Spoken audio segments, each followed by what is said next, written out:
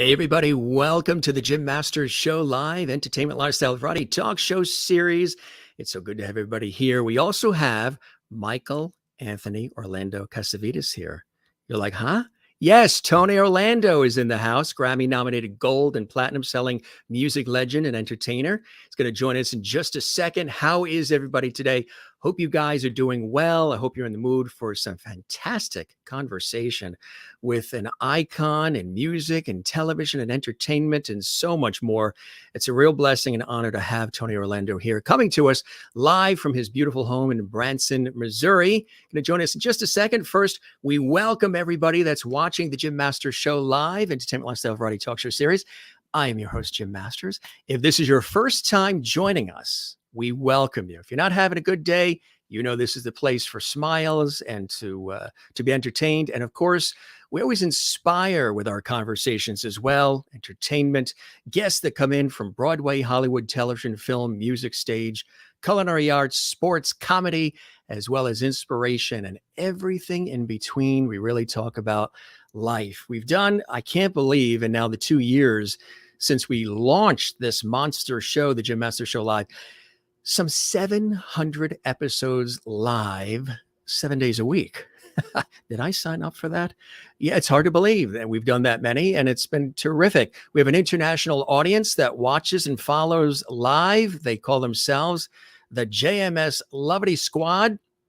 We love them and we thank them for all the support, all the messages and comments on Instagram and Twitter and Facebook and everywhere else at Jim Masters TV. All the love and support of the YouTube channel, Jim Masters TV as well.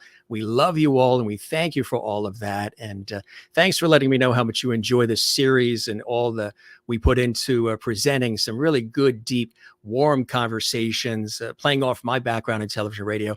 And of course, sort of like Cavett and Carson and, you know, the old school warm talk shows, no script needed, no questions prepared, just warmth and inspiration, entertainment, lots more. The Lovely Squad, I see lots of comments already built up in the JMS Live chat room. Gang, if you would like to chat in the chat room live, you can do that. All you have to do is subscribe to the YouTube channel. That's what you're watching right now. And guess what? It doesn't cost a dime. All you do is you hit that red button right there. That's our subscribe button to subscribe to the YouTube channel, Jim Masters TV, home to all these epic episodes of our series. Don't forget to click the notification bell. Yeah, there's a little notification bell there as well, which when you click that, that'll keep you abreast of all of the incredible epic episodes that we have for you coming up every single day, which I cannot believe.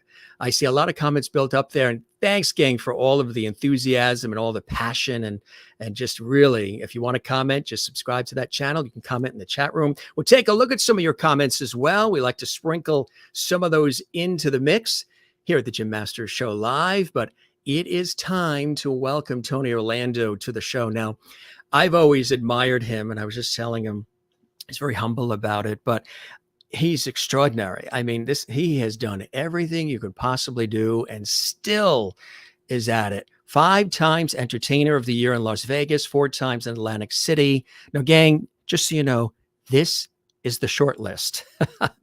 International Casino Entertainer of the Year, star on the Hollywood Walk of Fame, 3-time American Music Awarded, 2-time Male Entertainer Award and People's Choice Awards, 3-time Grammy nominee, among Billboard 100's greatest artists of all time.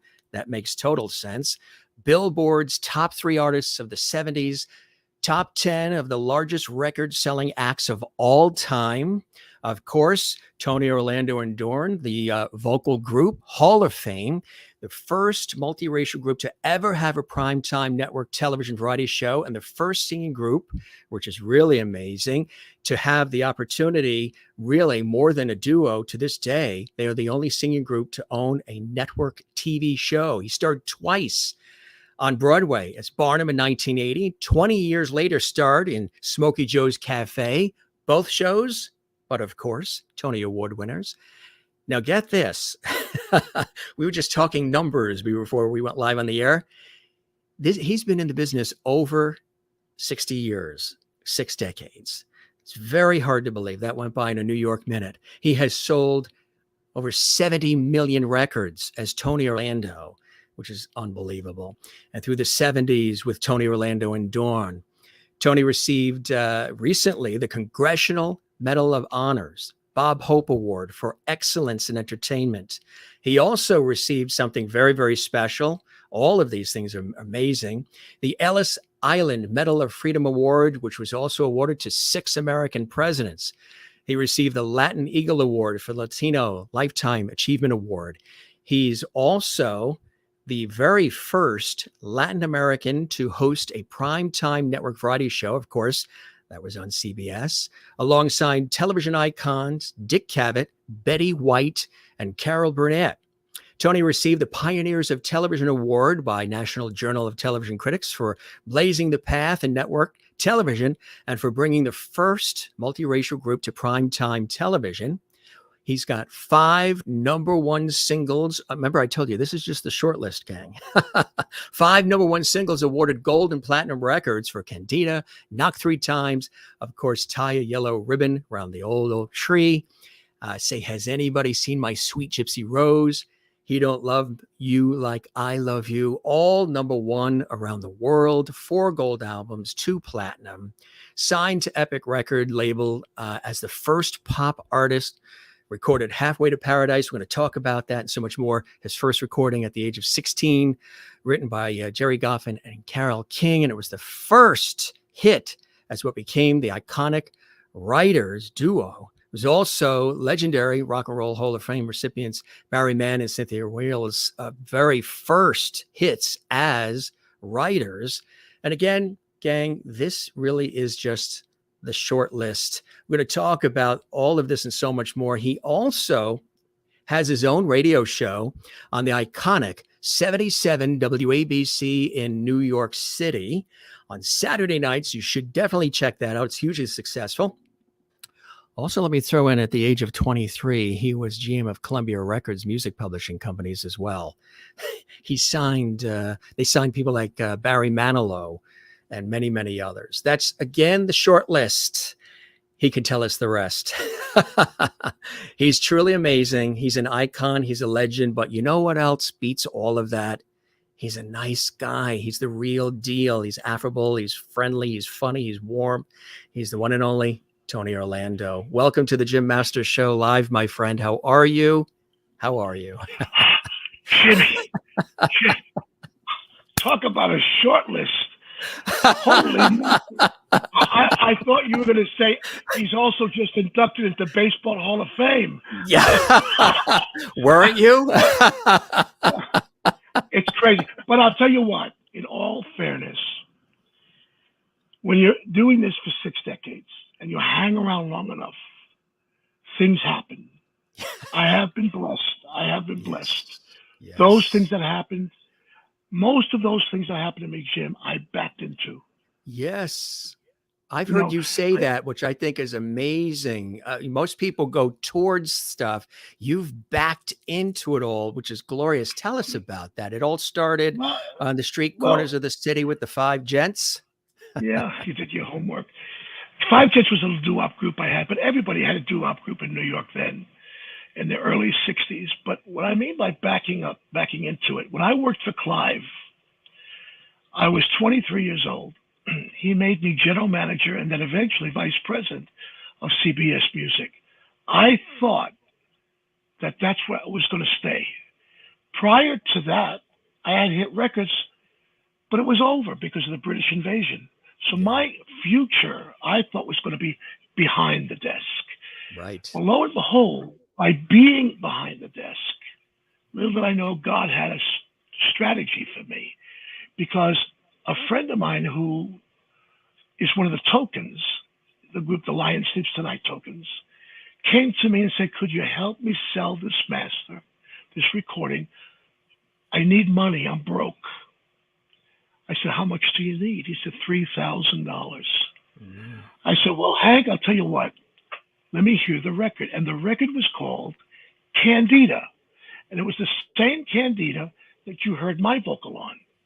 It was another person on there. And I thought it was a hit. And I said, let me send you to a label that I think would be perfect for this. Lo and behold, they loved it, but they wanted a change of the lead singer. So now I don't know it, but now I'm backing into it, right? Because Yeah. Hank, who needed the money, said, Tony, would you do it? I said, I can't do this. I work for Columbia Records. I can't make a record for another label. Please, Tony, I'm broke. I said, I'll tell you what I'll do. I'll go in the studio with you.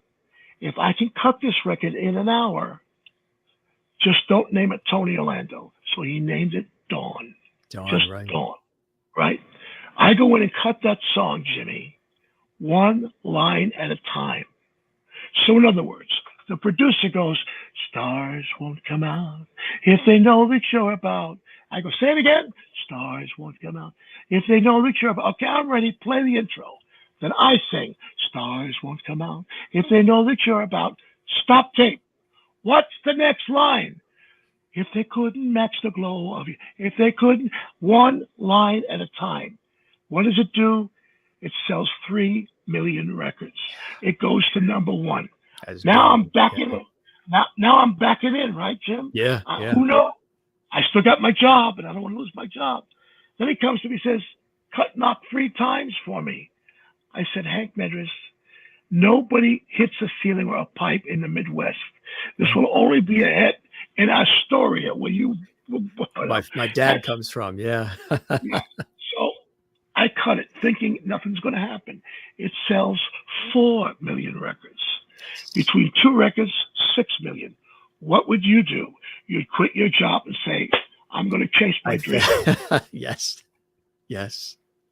And so that was as Dawn, and then they didn't know it was Tony Orlando at that time, right? The public? No, because I didn't want to lose my job.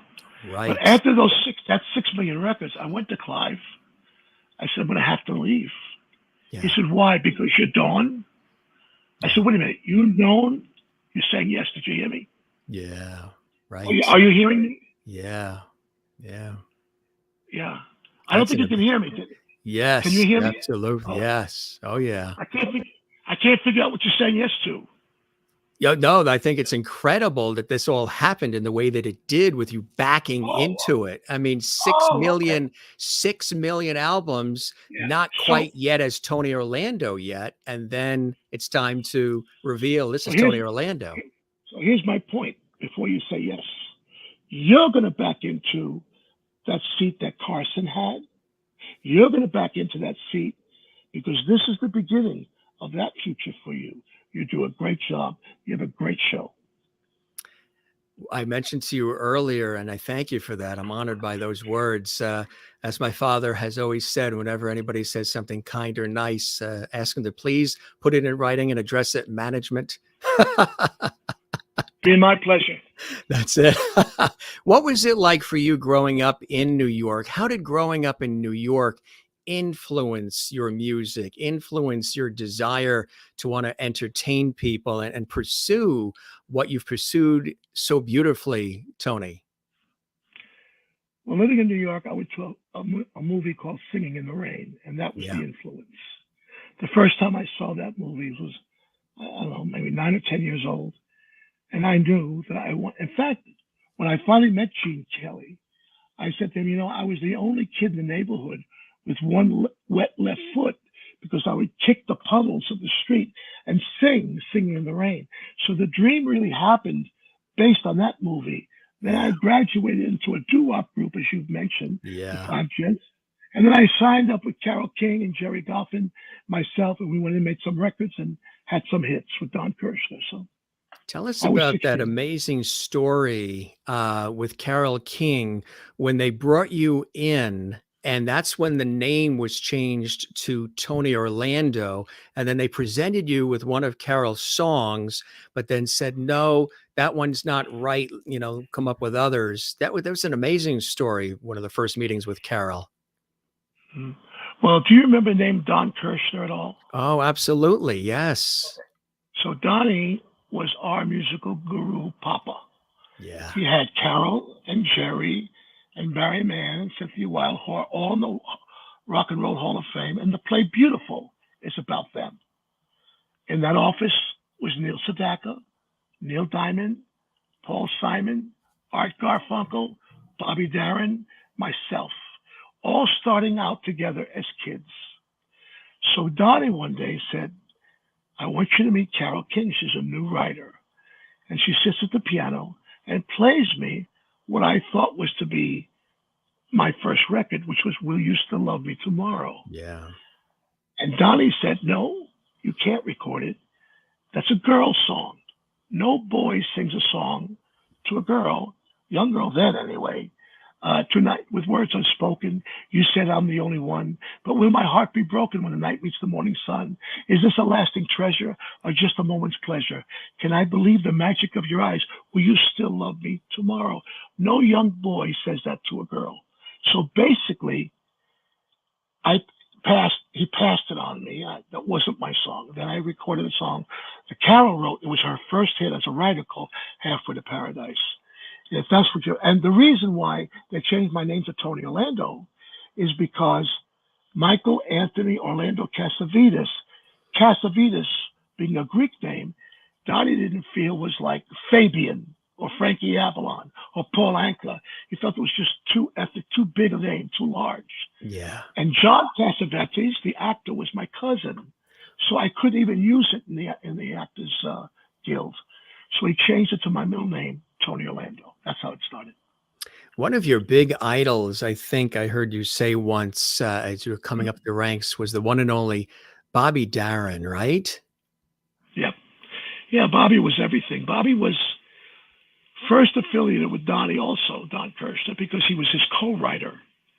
And so the first time I ever met Bobby was at the Copacabana. Yeah. And he became, to me, the most eclectic, most polished performer I had ever seen. As a matter of fact, when Sammy Davis and I opened up the Harrods in Las Vegas, I said, what did you think of Bobby Darin, Sammy? And Sammy, if you know, is pound for pound the greatest entertainer ever. Absolutely. He said, Bobby Darin is the only man I'll never follow. That's how good Bobby was. He was amazing. Yeah, it's incredible to have an idol like that. Early on, too, there are influences within the family. How has the family been an influence, early inspirations for you with your own family growing up?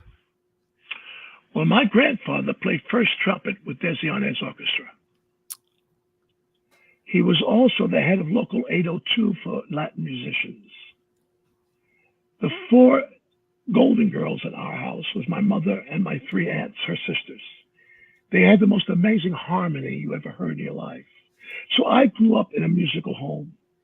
It was not unusual for me. Everybody in the house sang. Everybody played instruments. Yeah. So it was just all part of the bloodstream.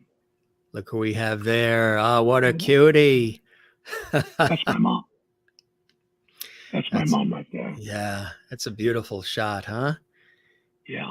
That's a beautiful. She was a very special person in your life. I know. You know, that shot, Jim, yeah, is on the rooftop, 221 West 21st Street, New York. And as you know, being a New Yorker, the rooftop was a very important place in people's lives. Yes. And my first performance was on a rooftop with my group, the 5 Gents, and we'd make believe the whole city of New York was our audience, and fire escapes was box seats. Yes. We would go up there. Yeah, we would dream. That was our rooftop dream. If not the rooftop, then the stoops, right? Stoops, yeah, exactly. The front wall. Well, you got to tell people, since you go around the world, you got to tell people what the stoop is. Yes, those first few stairs going up to the front door. Yeah. Yeah. Look at this good-looking guy here, huh? Oh, really? Well, I'll tell you a story about that. Look at the hair. Yes. And look at it. Okay. Remember Frankie Avalon? Yes, sure. That's who I combed my hair like. Remember James Darin? Sure. Absolutely. That's who I was trying to be. Remember the sweater? Yes. That was Bobby Rydell. So I was bringing all these teenage idols together. And I was very heavy in that picture. And in those days, they didn't have a way of thinning you out like they do today. They used at Columbia Records an actual razor blade to cut down that belly and to cut down that face. And that's how they used me. They used a razor blade to make me look okay. Look at this shot. Yeah. That cute kid, huh? Not bad. Yeah, I tell you, huh? What would Tony Orlando say to that guy now, today? Your dreams will come true. Just hang in there. Just take it one day at a time. Yeah. Stay humble. Don't think it's about you. It's about the audience. Right. Remember, lyrics are the most important part of the song. Melodies are great, but without a lyric, it's just a da-da song. Exactly. So there's a lot of things that make up. Know that this is a music business. One of the things I would tell young people today if they're watching is remember that show business is a two-part concept. There's the show and then there's the business. If you don't learn the business equally as you know the show, you're going to find yourself in trouble. You're going to find yourself in lawsuits. You're going to find yourself in not knowing how to handle things and probably not be a good steward of the money you might earn. It is still a business. And many performers, including yours truly, had to learn that the hard way. Yes, you're right. It is a business. And oftentimes, everybody gets wrapped up in the entertainment part, the music part, and all the rest. But there is that back end stuff that is very, very important. By the way, may I just say to you, I remember doing the Carson show, and I remember doing the Mike Douglas show, and I remember doing Merv Griffin. And it's not always true that it was ad-libbed and that there was no cue cards for them. They did work. Yes, they did. A lot of people didn't think that. Right. Some people were able to do it without, but some of them, and I won't mention who they were, could not live without them. Yeah, you're right. Exactly. It's fun doing it live too. I love I know you love live things too. That's why you do what you do so beautifully. The fact that it's live, I think too, brings the excitement and the energy of anything can happen, which I think is sort of spurs you on. I know it spurs me on when I do everything, or as much as I do live. Jimmy, when we did our television show for CBS. Yes. Remember, there was only 3 networks. That's right. So every Wednesday night, we would have 35 million people watching that show. Okay? That's a lot of people. Yeah. That's a high share. Networks would crave for that today. Yeah. So we did that show live to tape. Now, what that means is it didn't air live, but we taped it live. So what you saw from beginning to the end was exactly as if we did it live. Not all variety shows were done that way. And it's okay. Right. Like, for instance, Cher's show, they would do music on Tuesday, sketches on Wednesday. Audience on Friday. We would do live on Friday, go all the way through, mistakes and all, to the end. It's just the way I like working like you do. I like the live thing very much. Yes.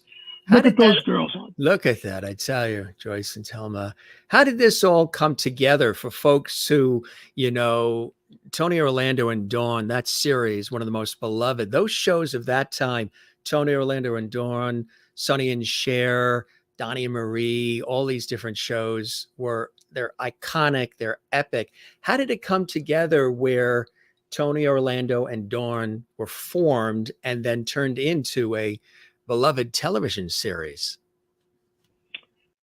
Well, I always knew we were going to do television. It was the goal. And when I left Clive Davis and I went on the road with Thelma and Joyce, I used to write sketches in the hotel room and work them out. Like, they did 2 characters called Lueffy and Maureen that were kind of cousins of theirs. And I would write sketches about them. And they would say, why are you doing? I said, I really believe that we're right for television. I think we're going to find our life, our real life in television. And it was weird because that year, television was, variety shows were considered dead. Fred Silverman, who headed CBS, again, here comes backing into it, came to see Cher work at the Westbury Music Theater. She had an opening act called The Fifth Dimension. We were managed by the same guys as The Fifth Dimension, Mark Gordon. She gets sick. He puts us in now to open for The Fifth Dimension. Fred Silverman, that heads the CBS, is coming to see his artist, Cher, not knowing that Cher was sick. He comes to see the show. He sees this opening act, Tony, Orlando, and Dawn. He sees this and says, I got to go back and talk to them. Would you be interested, Tony, in doing a summer show? Of course, we said yes. So he had Bobby Gentry, the Hudson Brothers, and ourselves do a month each. Whoever won the ratings, you would get a primetime show. And that's how we got the show. By a mere accident, that Cher got the flu, and we came in to fill in by opening for The Fifth Dimension, which was her opening act. We met Fred Silverman and got the show. And the show just became, I mean, everybody loved that. Everybody had CBS on. People couldn't get enough of it, right? What was that feeling like for you, Tony, you know, having now this extra added national exposure weekly and to be getting all of this fanfare and just so many people really enjoying what you were doing on the show? I mean, you guys were hilarious too. The camaraderie between the three of you and the guest stars was fantastic. And you, as I said to you before we went on the air, you just have this, which I've always admired. You have this passion, this thirst for life, this energy, this affableness, this approachability that you have. People gravitate to you. People want to work with you. People want to be around Tony Orlando's energy. It's infectious. And that came through. It doesn't always come through a television screen, but you were able to penetrate that screen with that show and everything beyond that in a way that really captured the hearts of viewers in a long-lasting way. What was that feeling like for you, Tony? Well, I never cared too much for stardom. I never respected. I mean, don't get me wrong. I know that's a dream, part of the dream and all, but that wasn't my motivation. My motivation was to make people happy, whether it be on TV, or whether it be on a stage in Vegas, or at the YMCA event for the local people in the local neighborhood. I never cared that much about fame. I never cared that much about recognition. I only cared about doing a good job that maybe would help people smile. I'll share a story with you. Thelma and Joyce and I were on the road, and a guy comes backstage, and he walks up to me. This sounds like a downer, but it's not. And he walks up to me and he says, Tony, I really love this show tonight. I have 4-stage cancer. They're telling me I'm not going to make it. This may be the last show I'll ever see. I never forgot that, Jim. I never forgot that. To me, when I walk out that stage, I think of that guy. And I'm thinking there's got to be somebody in that audience that might have that same fate, that whether it be some car crash or a heart attack or whatever, I have to make sure that when I go out on that stage, that's the best show that person could ever imagine seeing as the last show they'll ever see. So my motivation was never like, wow, we're hot, or wow, we got a hit record. My motivation was, wow, did you see how those people loved us tonight? Did you see how happy they were? Maybe we made somebody forget their problems. Yes. Right, exactly, which is, I think, what came across to the audience, that you were there because you really wanted to make people feel good, get them to Yeah, forget about the chaos of everyday life, which is a beautiful exactly. thing. How did they pair you guys together? Because it was such a fantastic pairing. When I met the girls, I was producing Barry Manilow's records in the studio, and I wanted to find some background singers that were different in New York. And I heard that Isaac Hayes' Hot Buttered Soul were at the Apollo Theater. So I asked Telma, who was one of the members of Hot Buttered Soul, to do backgrounds for me on Barry's record. When she walked in the door, she is stunningly beautiful. And at the same time, I was thinking, what should Dawn look like? Should it be a band with a girl singer? Should it be, three girls and a singer? Should it be two guys and a girl and me? I could have done anything I wanted, but when I saw her and I heard those girls do backgrounds and I listened to Candida enough three times, I realized that it had to be female, male, background singer, male. So I asked Telma if she would be interested in going on the road because we had the number one records in Yeah. England. So we went to England. She said yes, and she brought in her cousin Joyce to be in the group. So the three of us started basically not as a television group. We started as a performing record recording artists. And we went to England, and our hits were very big there in Europe. And it was Yes. just one thing, but I always knew, Jimmy, I always knew, like right now, and you can't lie to me, Jim, that you're sitting there thinking that you're Johnny Carson and you're all those guys you mentioned in the beginning of the show. You have to find that guy that you can emulate that comes out of you, but you still have your own identity. Exactly. That's what happened with me and the girls. So Telma, I don't know if you know this, but she was the one who said "Shut Your Mouth" to Isaac Hayes on Shaft. They were the two girls that sang "Heard It Through the Grapevine" with Marvin Gaye. They sang "Still the Same." Okay, uh, it's. I mean, they were the biggest background singers in all of Yes. Detroit. Yeah. So I ended up with two beautiful women who happened to be incredible singers. So when people would see us, it didn't take them long to figure out this is unique, this is different. Then we have, Tony, a Greek Rican, and two African American beautiful women out of Detroit. That picture you're showing right now is our very first session together. We had never worked together, and there's two guys are our producers. That's Dave Apple at the piano and Hank Medris, one of the tokens behind there. So that's a big moment, that picture right there. Oh, yeah, absolutely. Yeah. And, it just worked so beautifully. And,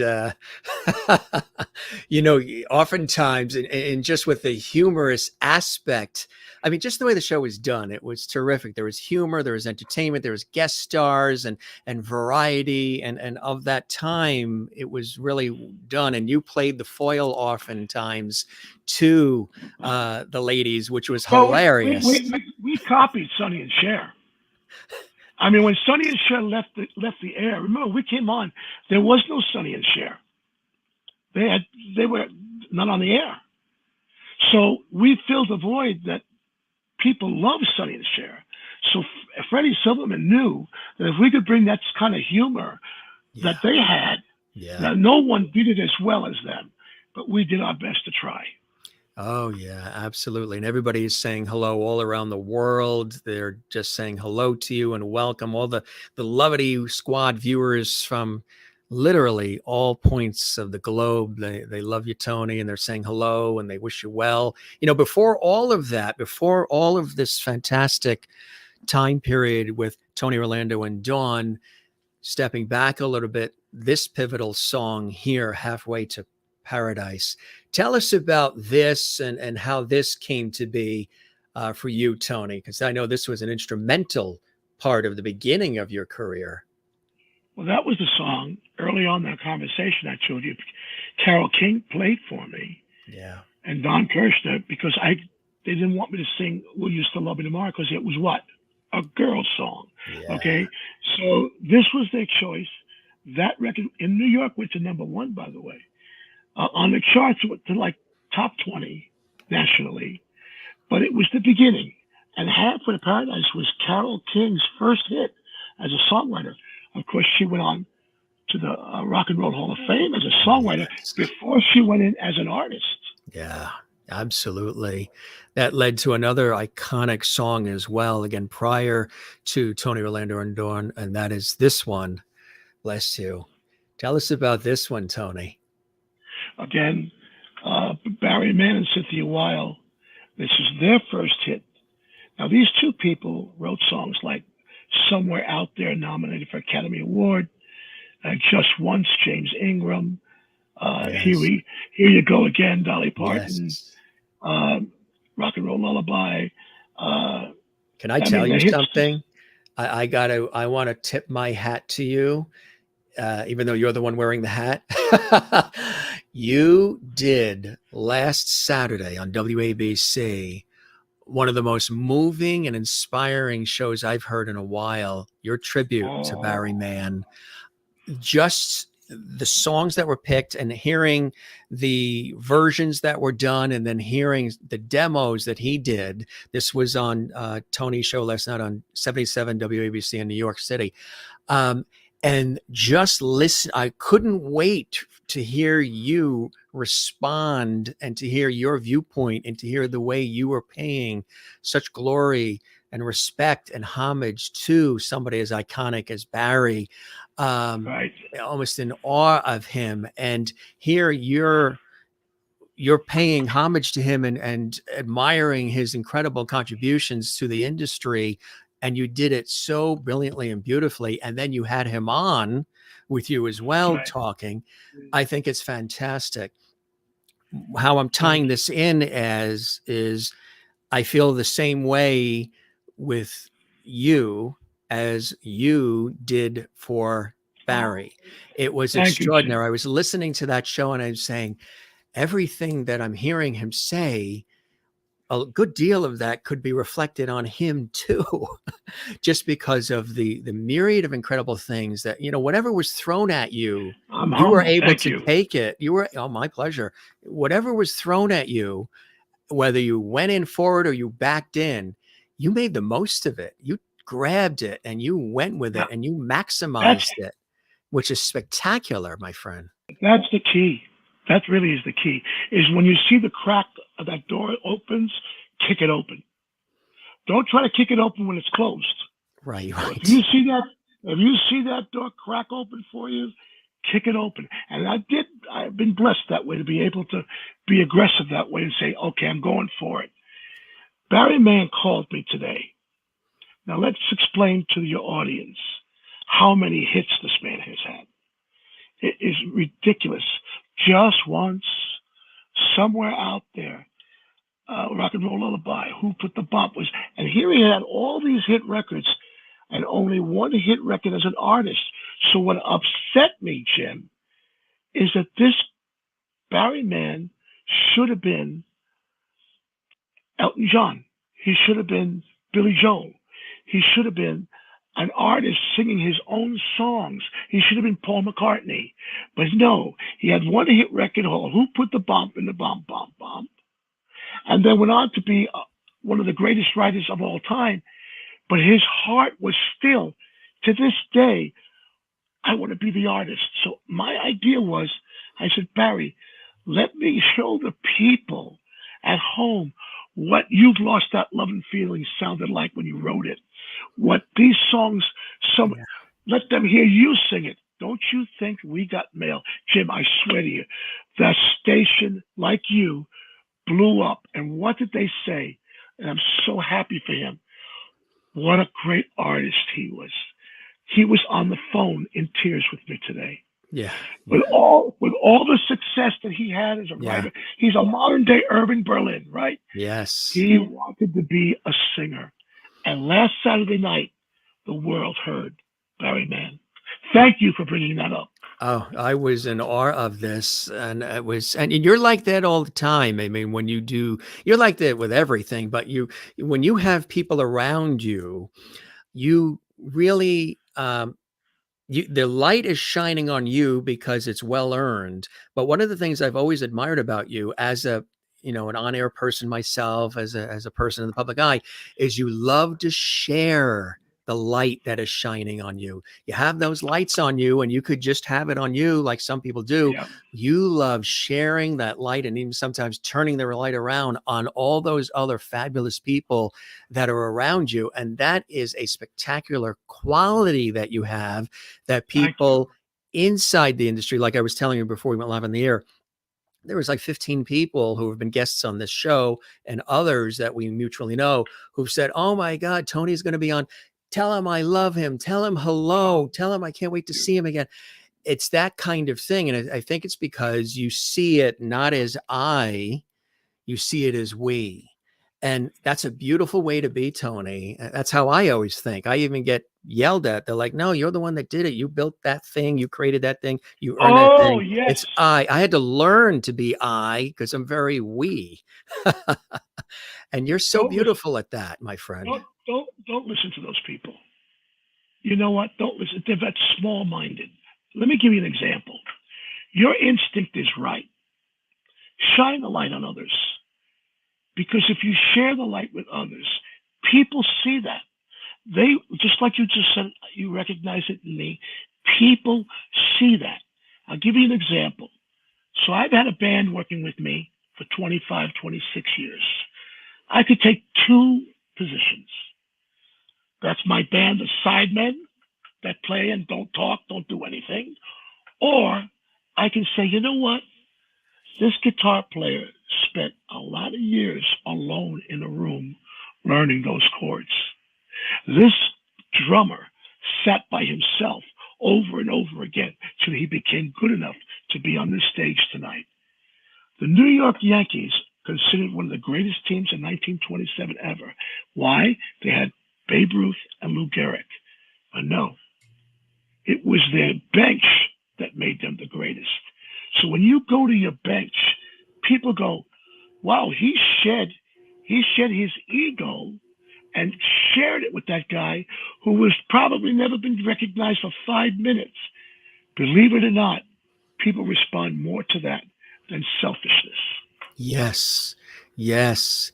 And that's something beautiful you have always known. But for you, like with me, it's something that's a natural, it's effortless. It's not something that is, we turn a switch on. We're just that way normally. You mentioned baseball, and I know you love baseball. And I was telling you about my dad and going in from Long Island to Shea Stadium and see the Mets. He, longtime Brooklyn Dodger fan. You and your son, John, as well. The glue for the relationship, one of many, of course, is baseball. And you were even in the Celebrity All-Star game back in '75.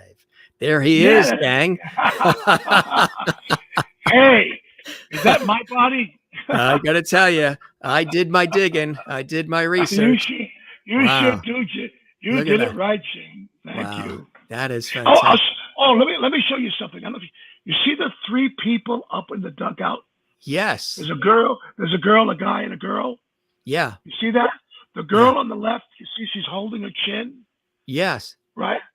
That lady right there, I did not know her, became my wife.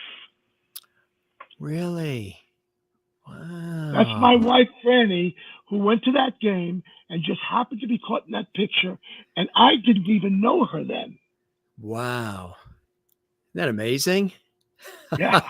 That is Ain't crazy? incredible. Yeah. You And know, we're some, married yeah. 33 years. Oh, congratulations, huh? That Thank you. is absolutely beautiful. Congratulations to you too. Lots of I call that lots of levity in the family. And there we go. There she is. That is Yeah. fantastic. Matter of fact, I believe you even, which some people might not know, you've even officiated at major family events, huh? Look at that. Oh, boy. Jenny didn't waste any time. She sent you that. That's her best friend, Brandy. Her husband, her first marriage, Karnik. They are. I mean, they asked me to officiate. It's the most nerve-wracking thing I've ever done in my life. Was it? It's a thing I was responsible for. Now I pronounce you man and wife. Yeah. And now I'm about to do it again for Brandy's sister. But Oh, Brandy really? and Jenny, Brandy and Jenny, my daughter, have Yeah. known each other and been best friends since preschool. Oh boy, that's fantastic. And there you guys go there, huh? What a beautiful looking group. Thank you. Yes. That's my wife, Brandy, my daughter, Jenny. Yeah. And there's That's John. my son, John. Yeah. That's great. And Thank we you got for another. showing this. We got another cutie here too. Oh, Nikki. Yes. Go to the Nick. Hey, he has a I- show on YouTube, The Nikki Show. I know that exactly. Yeah. Yeah. I love your expression, Tony. It's Oh, fantastic. he's brilliant. Yeah, he's brilliant. He was trying to be Papa Tony with that mustache on his face there. Look at your He's a great eyes. kid. Look at the love in your eyes. Look at the joy. He's a great kid. He's a great kid. We love this boy. There's a lot of love in there, and that. I don't know if we have time. Can I share a story with you? Oh, we have plenty of time. There you are with John. There's my son, John. Yeah, John has a podcast out of Vegas. Yes, And, he has podcast studios, but do very well. that's in right. Vegas. Yeah, I Cool. know. Yeah, but let me share Really? a story with you about shining the light. Yes. Okay, so I get a call from a guy named Jilly Rizzo. Jilly Rizzo happens to be best friends with Frank Sinatra. Now, this phone call I get from him is 1971. Okay, Candida just came out, but I was still working for Clive Davis, as I told you. Now, Jilly Rizzo was best friends with Frank Sinatra. Jilly Rizzo was best friends with my father. My father was a furrier. He made fur coats for Jilly and his friends. Okay? He calls me up and he says, "How would you like to meet Sinatra tonight?" I said, "Are you kidding?" He goes, "No, come to the Friars Club. If you have a tux." I said, "I'll rent one." And I did. I rented a tux from my office, and I came into the Friars Club, and there was Frank Sinatra. Wow. And he's holding the microphone, and he's lining up the people as they are going to end up sitting at a dais. Are you with me, Jim? Yes. You with me? Okay. Yeah. So now he goes, "Elizabeth, you and Richard in the front." That's Elizabeth Taylor. Gregory, that's Gregory Peck. These are all big movie stars in case any young people are looking out there. Absolutely. Yeah. Sammy Davis, come here. Jerry Lewis, come here. He keeps going with megastar after megastar. And finally he says, "Tony Orlando, follow me." That put me in front of all those megastars. Now I start to ask him, "Why are you doing this, Mr. Sinatra?" He takes me to my seat, which is directly behind the podium in which he is hosting at the Friars Club. Mm. When the show was over, I said, "Mr. Sinatra, why did you do this? This is unbelievable." Yeah. He said, "Well, let me ask you a question. Who's the host?" I said, "You are, sir." "Who is sitting directly behind me?" I said, "I am, sir." "Where are everybody's eyes? On you, sir." "Who is in my view, to my left, right, or behind me?" I said, "I am, sir." "Okay. Who is the newest kid in show business? Who's the new kid on the block, rather?" He Yeah. said. Right. I said, "I am, sir." He said, "Well, welcome to show business. That's how we treat the new kid on the block." And that's when I learned to share the light. Yes. Yes. That was what I mean, to hear that and have that experience from somebody like that. Were you pinching yourself that night? If I did, I wouldn't have felt it. You wouldn't have felt it. Hey, we have another wonderful photo here, Tony, that you can tell us about? This is really something I know near and dear to your heart too. Look at this one. This goes back. Yeah, 100 years. And the guy on the right, the guy on the person, if you're watching the screen, the guy on the right is Bobby V. The guy next to him is me. Uh, the guy in the neck is Dino, and then there's Freddie Cannon. I used to call him Freddie Boom Boom Cannon. And we were all on the road together in England. And that's a photo of us in London promoting our records. I was 17 years old. Bobby V already had Take Good Care of My Baby, which was a monster hit for him. Yes. Yeah. You know, you mentioned Jerry Lewis, and you had this wonderful friendship with Jerry, and you also did something. And again, talk about giving back. You're one of the most giving people in entertainment and in show business for years. And I remember watching it well, often, and then donating to the MDA telethon. And you were on Channel 9 in New York and New Jersey, hosting and performing for such a long time. What was that like, being a part of the MDA telethon, supporting that cause, giving so much of your time and talent, working with everybody on that, with Jerry and everybody? And thank you for all of that work over those many, many years with MDA, Tony. Well, thank you for saying that. You know, Jerry allowed me to be his co-host out of New York for 33 straight years. And it was the most fulfilling thing I'd ever done in this business. That tote board, after being up for 24 hours and seeing that you reached your goal and maybe then some, which we did often. Yes. It was a great, great, great time of my life. And I miss Jerry. Jerry was my boyhood idol. Listen to this, Jimmy. I brought a jar of coins to the Americana Hotel in New York City for Jerry's telethon in 1956, I think it was, or 57. I was only 9 or 10 years old. And I gave these coins. I said, here, Mr. Lewis, this is for your kids. That show wasn't even national yet. And here I was, asked by this man to be his co-host when I was the kid that brought the coins when I was only 10. And then I talk about officiating at a wedding. I had the honor of officiating his funeral. So you can imagine what that was like for me, to be there at the request of the Lewis family, to be able to send my best friend, one of my best friends, to heaven. That is, I tell you, that is quite an honor. And, you know, there have been many well-deserved honors in your life and your career, and they continue to come, like the Ellis Island Medal of Honor. You have been so giving to veterans and to everybody at large, just the community at large, but specifically veterans as well.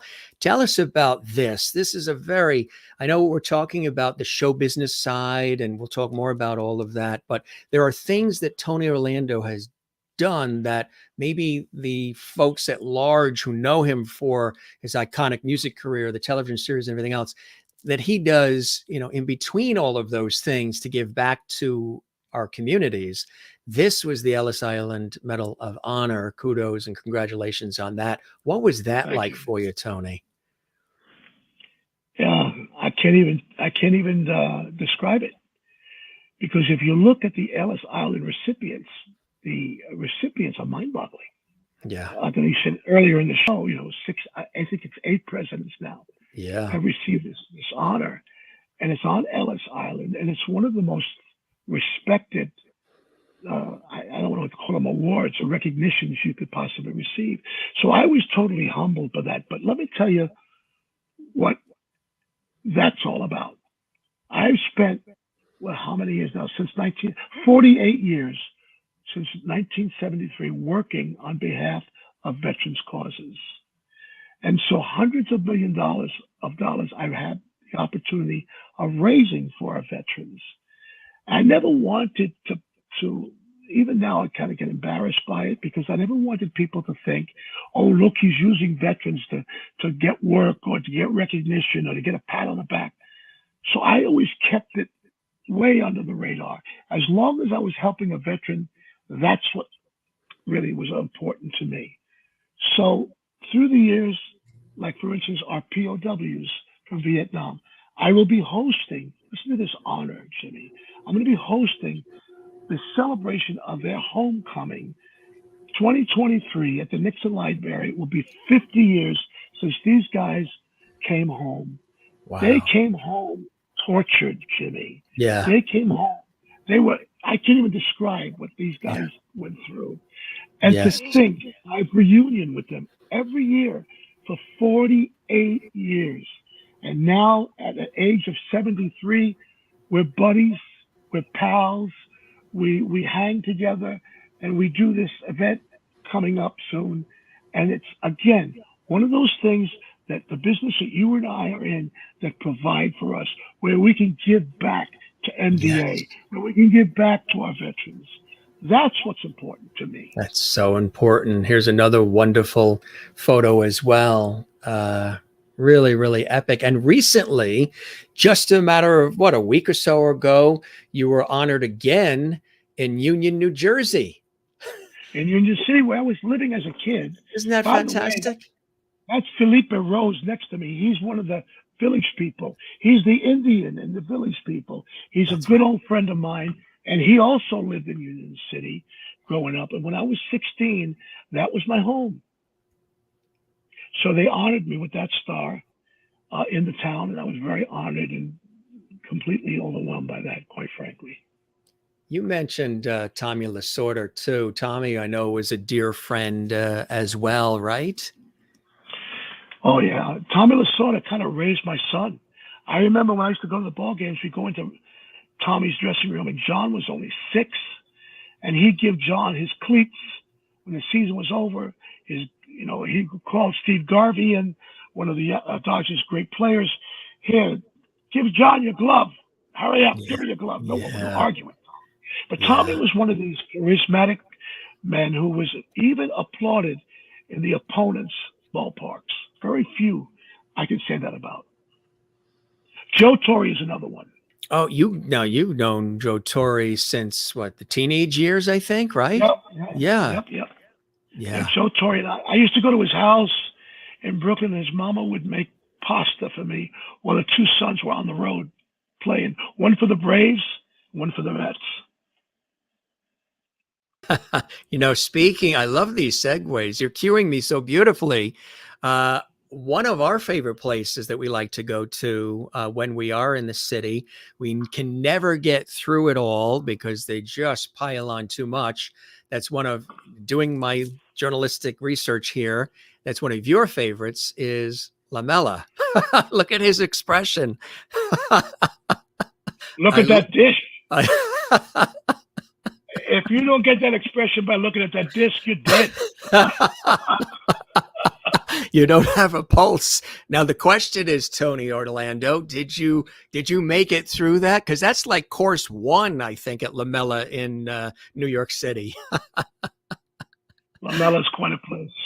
In Little Italy, and we often go and we see the family that owns that restaurant and the restaurant across wonderful. The street. Yes. They're great people. But that dish, by the way, was being served for more than me. Although it looks like I'm alone. Jenny and Franny were there. And, Jenny's shaking her head. Yeah. Is she verifying that? Is she saying yes? Yeah, they helped me eat that plate. Trust me. Some other wonderful people, that have passed through your life, and that some are still with us, some are not. But of course, Frankie Valli still is too. There's a great shot of you guys, huh? Yeah. I've known Frankie since 1961. I'll never forget. I was working the Brooklyn Paramount Theater with a disc jockey by the name of Murray the K in New York, and he would have these great shows. I was, kid, 17 years old. And he pulled us on the second floor, all of us. Johnny Mathis was on that show. Smokey Robinson was on that show. I mean, the list, Little Anthony Imperials, it was unbelievable. Jerry Lee Lewis, all of them were on that one show. We would do 5 shows a day, 5 Wow. shows a day. And he pulled us aside and said, hey, tonight, there's a group called the Four Seasons that are closing. They have the #1 record in the world called Sherry. In come the Four Seasons. I am not kidding, Jim. When they started that straight 4 feel under Sherry, the balcony was doing this. I said to Frankie, tell Clint Eastwood, remind him of that moment, because we thought that balcony was going to fall.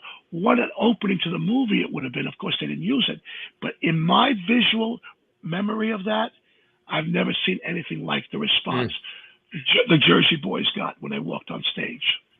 Really, really extraordinary. Really. Another that we did lose just a matter of months ago, Betty White.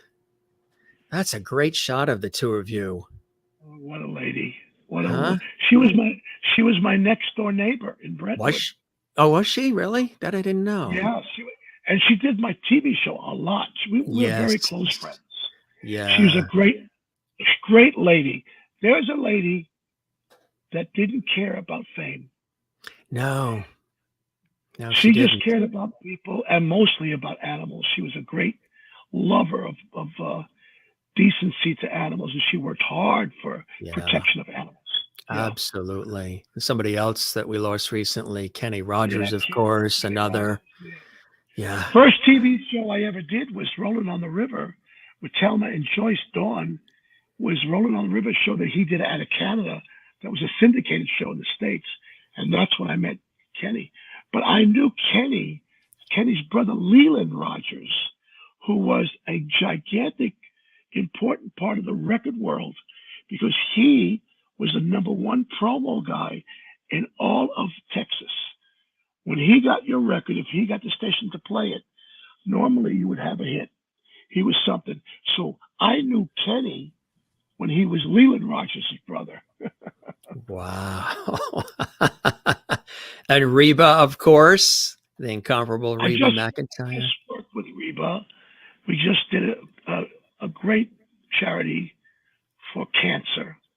And David Foster was there, and Reba was hosting the show with David Foster. And I remember walking up the stage, and she was right next to me. And they had this staircase, Jim, that was irregular. You never see a staircase where it wasn't the same distance. So I tripped, made a big fool of myself, and poor Reba, who's all of 4'2", she's trying to pick up, this chubby guy, and she's picking me up. And I said, I can't get up. She goes, yes, she can. She's a great lady, Reba McEntire. You mentioned David Foster, too, another living legend on many levels, huh? Yeah. Yeah. What a guy. What an amazing musician, songwriter. And I didn't realize until I met him on our show. I had him on my radio show. And he said, Tony, we met on Midnight Special. So he had a group back then that I met, didn't realize it was the David Foster. Yeah, absolutely. Tony, you're so genuine. Great photos, Tony. People, they're even asking, and welcome everybody if you're watching live around the world. Thanks for joining us on the Jim Master Show Live. My illustrious guest is the one and only, the incomparable Tony Orlando. Question for Tony, will there be a Tony Orlando and Dawn reunion? No, we've had a reunion. And the reason I say no is because Thelma is just too busy. I'll give you an example. Thelma Hopkins is the longest running sitcom actress in history other than Betty White. And now that Betty's gone, I think Thelma holds that position. Here's why. She went from our show, Tony Orlando and Dawn, to Roots, from Roots to Bosom Buddies with Tom Hanks, from Bosom Buddies to Give Me a Break with Nell Carter for 4 years, to Urkel's Family Matter. She was Aunt Rachel for 15 years, to Half and Half for 5 years on cable, to Are We There Yet for 3 years, and now she's in Matrix 4.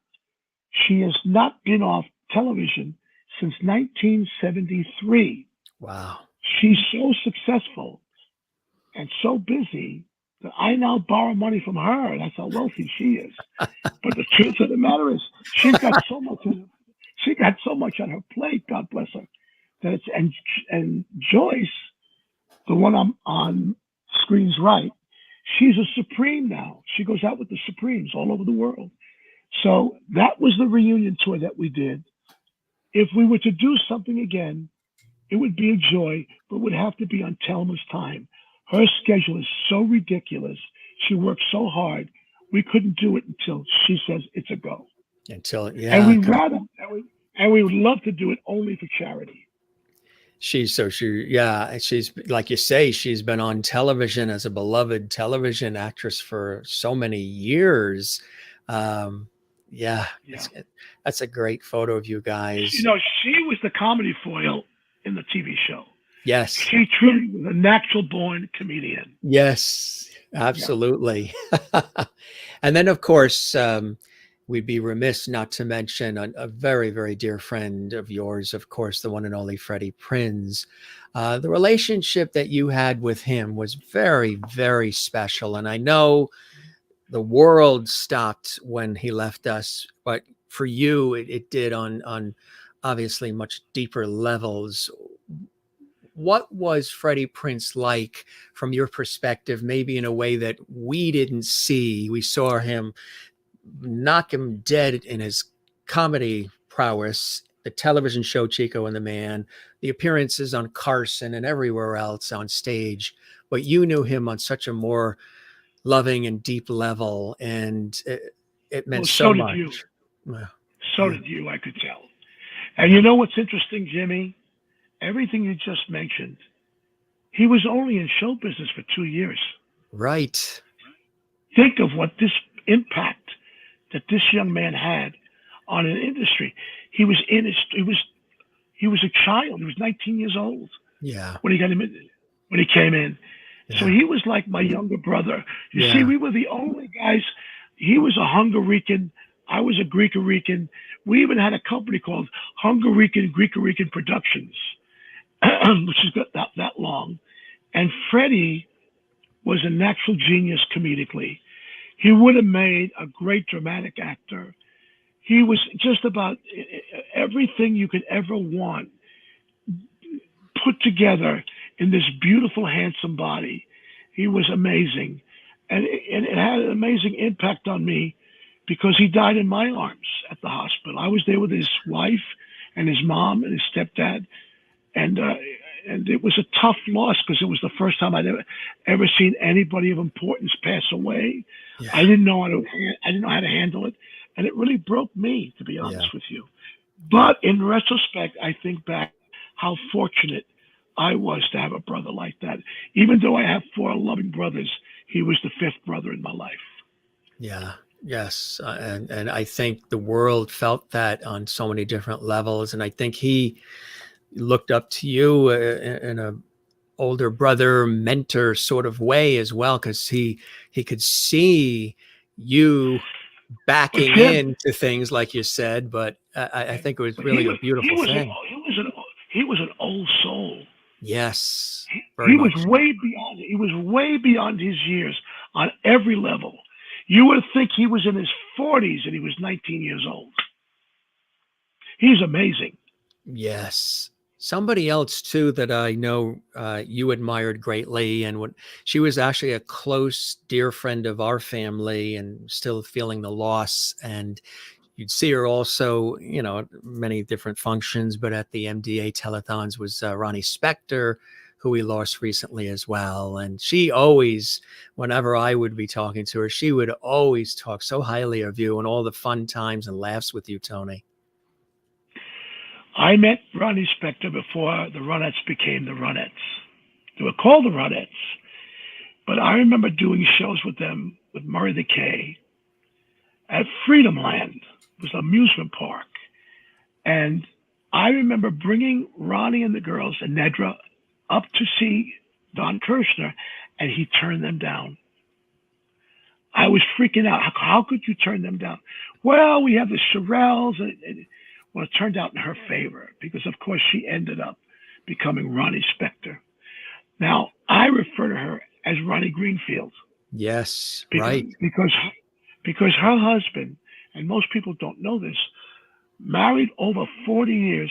You talk about a supportive husband. You talk Yeah. about a guy. I have so much respect for John, Yes. and I know he's having a tough time Yes. losing Ronnie. I know he is, but I'll tell you, anybody who loves Ronnie Spector, Ronnie Greenfield, in my opinion, Yes. was really the great lady. Ronnie Spector was a recording artist. Yeah. Ronnie Greenfield was an incredible person, Yes. Very and, loving and heart yeah, very loving heart, and great unbelievable. sense of humor too. And there was an innocence too that was really, really something special. And yeah, I know them well, and we're still, feeling that loss. She was absolutely epic person. Speaking of epic people, you had an opportunity to meet this fine gentleman, Muhammad Ali. What a cool Yeah, shot this is, huh? yeah, yeah. He became a very good friend. I don't Yes. know if Jen sent you the video of me and Muhammad Ali sparring together on the Dinah Shore show, but I got the chance to spar with him on that show, Did and you I made the really? big mistake. Yeah, and I made the big mistake of slapping him in the midst of the sparring on camera, and the audience went, "Whoa!" I will send it to you. I'll Yeah, have Jenny send I'd you love to see that. that Yeah. tape because it's one of my precious moments. And thereafter, we became very, very good friends. I tell you, which is really, when that happens, it's spectacular. And that's such a great shot. And you can see the camaraderie there. What's it like doing this? And like I said earlier, my friend, you do it so well. I've done a lot of radio. You really have fallen into this like it is um, a used baseball glove, just falling right in. You're so natural. We're talking about his epic Thank show, you. Saturday nights with Tony Orlando, Saturday from 10 p.m. to midnight. 77 classic WABC, the legendary station. Um, this is something I know that you're having a lot of fun with. And what's really cool, there's a story, I hope you could share it, because, this sort of came along during the pandemic. And, going to New York from where you are in Branson wasn't necessarily something you wanted to do during all of that. So they were able to supply you with all the technical equipment so you can do the show from your home and have it broadcast out of WABC, which is epic. Tell us about Well, the reason they did it was, John Catsimatidis, who bought WABC, very wealthy guy, is an old friend. Bruce Morrow, who I've known since I'm 16, now goes from Sirius Radio to his home, WABC. That was big news in New York because there's nobody larger than life than Bruce Morrow, cousin Brucey off the radio. They both call me during the pandemic, and I get the call, and he says, John Catsimatidis says, "Listen, Bruce says you would be great on radio. Would you ever be interested in doing a radio show?" I said, "Well, I'm not doing anything." I said, "But I can't come to New York." He said, "No, we'll get you the stuff. You do it from your home." Well, I said, "All right." He said, "Well, what do I pay you?" I said, "I don't care about the money. Whatever you want. I'm doing this as a favor to John Catsimatidis and to Bruce." So I get the microphone and I decide to do basically what is I called radio documentaries. I didn't want to just play records. I wanted to do storyline. I wanted to have background. I wanted to have feelings. And I just said, "Can I do that, John Catsimatidis?" He said, "You can do anything you want." Now, Jimmy, program directors don't allow you to do anything you want in radio. It just isn't that way. But that I was got rare. lucky, Yeah. rare, and I got lucky that John said, "Do whatever you want." Well, little by little, Jimmy, the ratings started going like this, and like this, and like this. And finally, April, I had Clive Davis on for 4 hours. You can't get Clive Davis on for 4 minutes. I had him for 4 hours, two shows, two Yeah. separate shows. Our Yeah. ratings for the station thereafter, bam, went literally through the roof. And Yeah. now I'm in a position where I'm actually doing a radio show, and I'm loving it. Has there anything that you haven't touched that hasn't gone bammo? I think everything you've touched has Yeah, but gone bammo. you'll never know about it. I'll tell you what show. This already. I'll tell you what show is already bammo, and I had nothing to do with it. Your show. I appreciate that. You're so kind. I really appreciate that, my friend. Well, having you here is really extraordinary. And look, this is what it's like when you see Tony do his thing. Packed house, everybody excited, you know. Um, By the way, Jimmy, whoever asked about the reunion tour, yes, that is a reunion tour that we did at Mohegan Sun yes, in Connecticut. Yeah. Casino, Connecticut. That was about 3-4 years ago. And that's Telma on the screen right and Joyce on the screen left. Look Yeah. at those people who Yeah. remembered us. That was Yeah. unbelievable, really.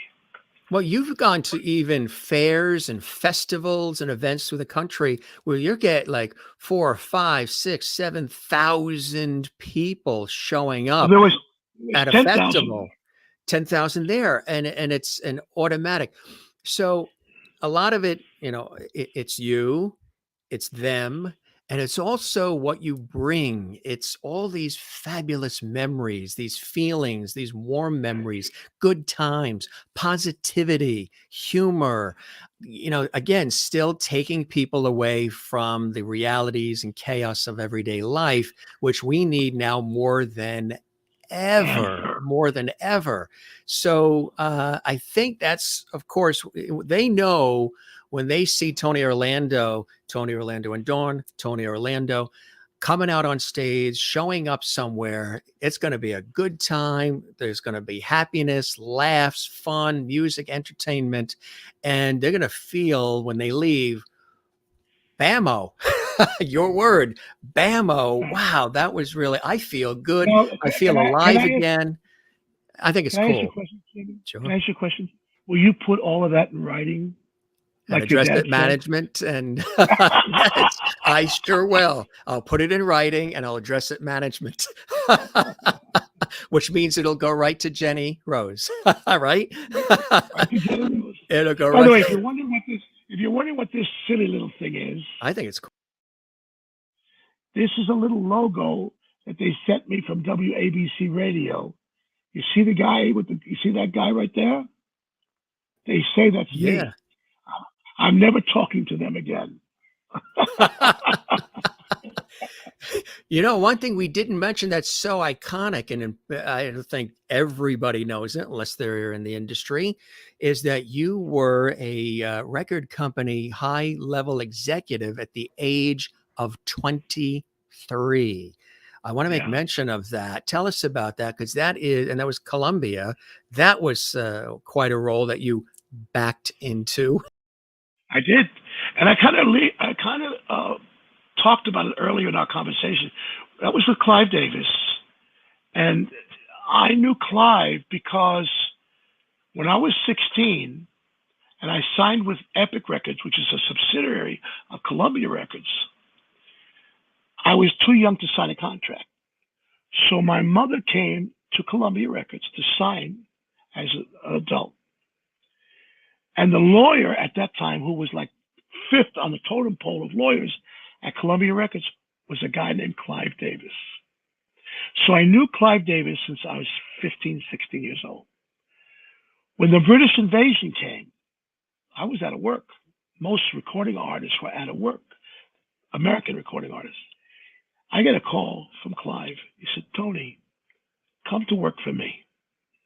I said, I've never had a job in my life other than singing.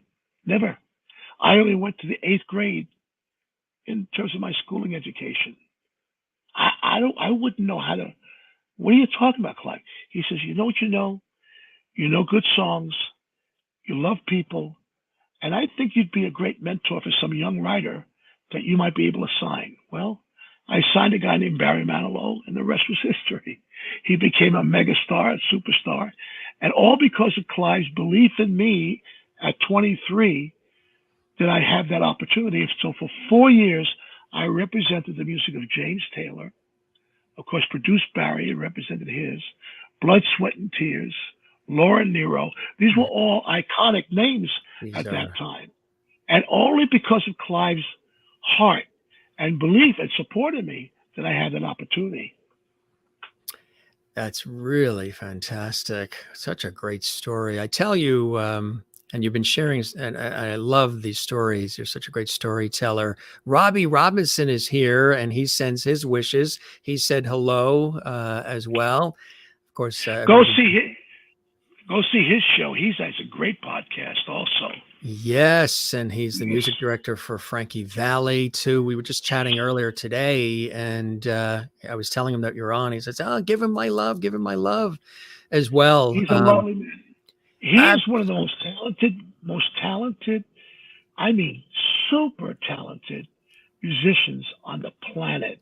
Robbie, if you've ever watched his podcast, he has a young lady that he works with. And he does all this recording in his studio. When you watch him play that keyboard, it's almost, I mean, I've seen it with Frankie, but when he does it on his show and he has the freedom to go all different ways, Robbie Robinson, if you're watching, there's only one of you, never to be another. You're incredible. He really is. Absolutely. Somebody, and he's here, and he was a guest on the show recently, and he played, and it just knocked my socks off. You are so right, Tony.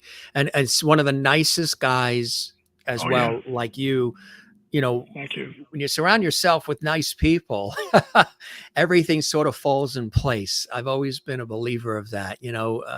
It's be nice, be kind, be empathetic. And I keep saying, out of this crazy pandemic, I'm hoping that more empathy, kindness, collaboration, less divisiveness comes together for all of us, because the world really needs that. And the world spins a lot smoother on its axis when there's kindness and empathy. And I love that. You've been somebody who's been spreading that for a long time, well before tying that yellow ribbon around that old oak tree.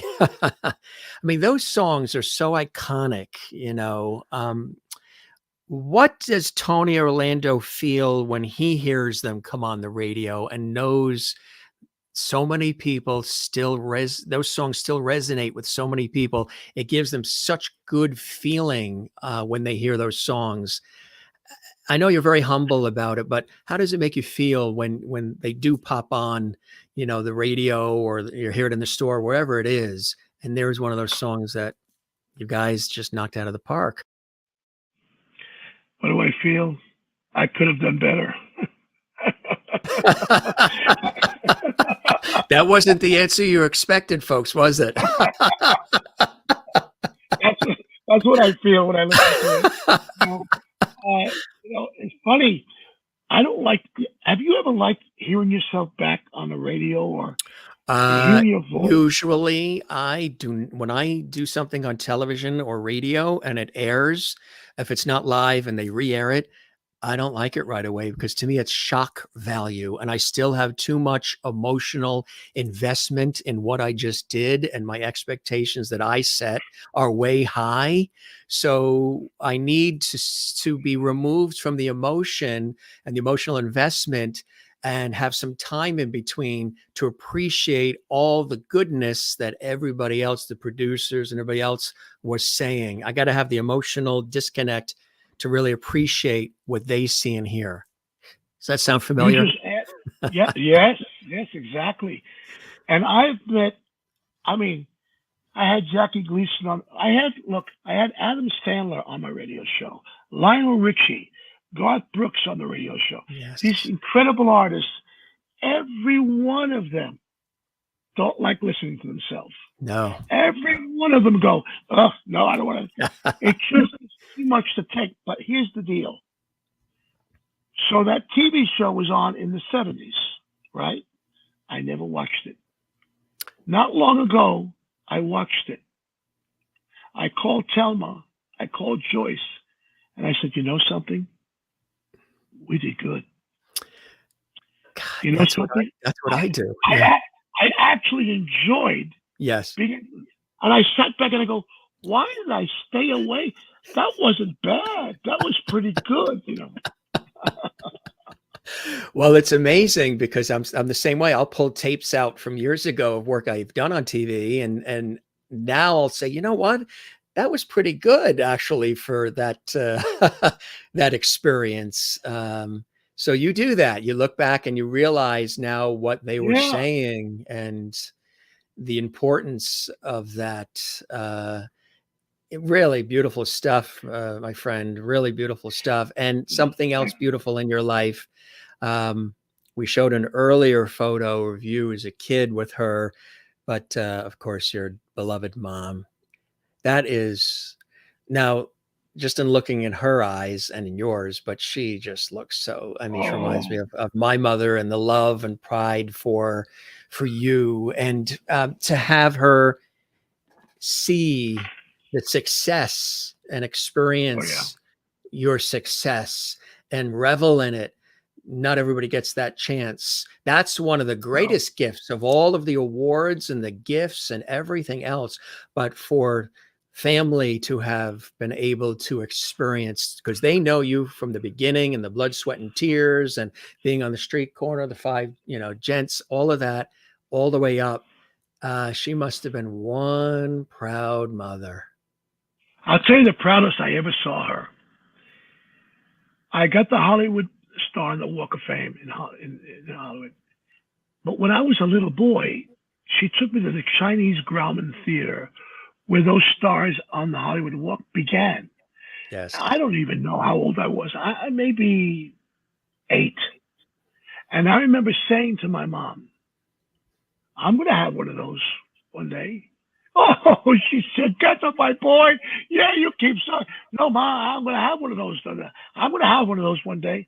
Lo and behold, she was there Mm, to watch me get my star on the Walk of Fame.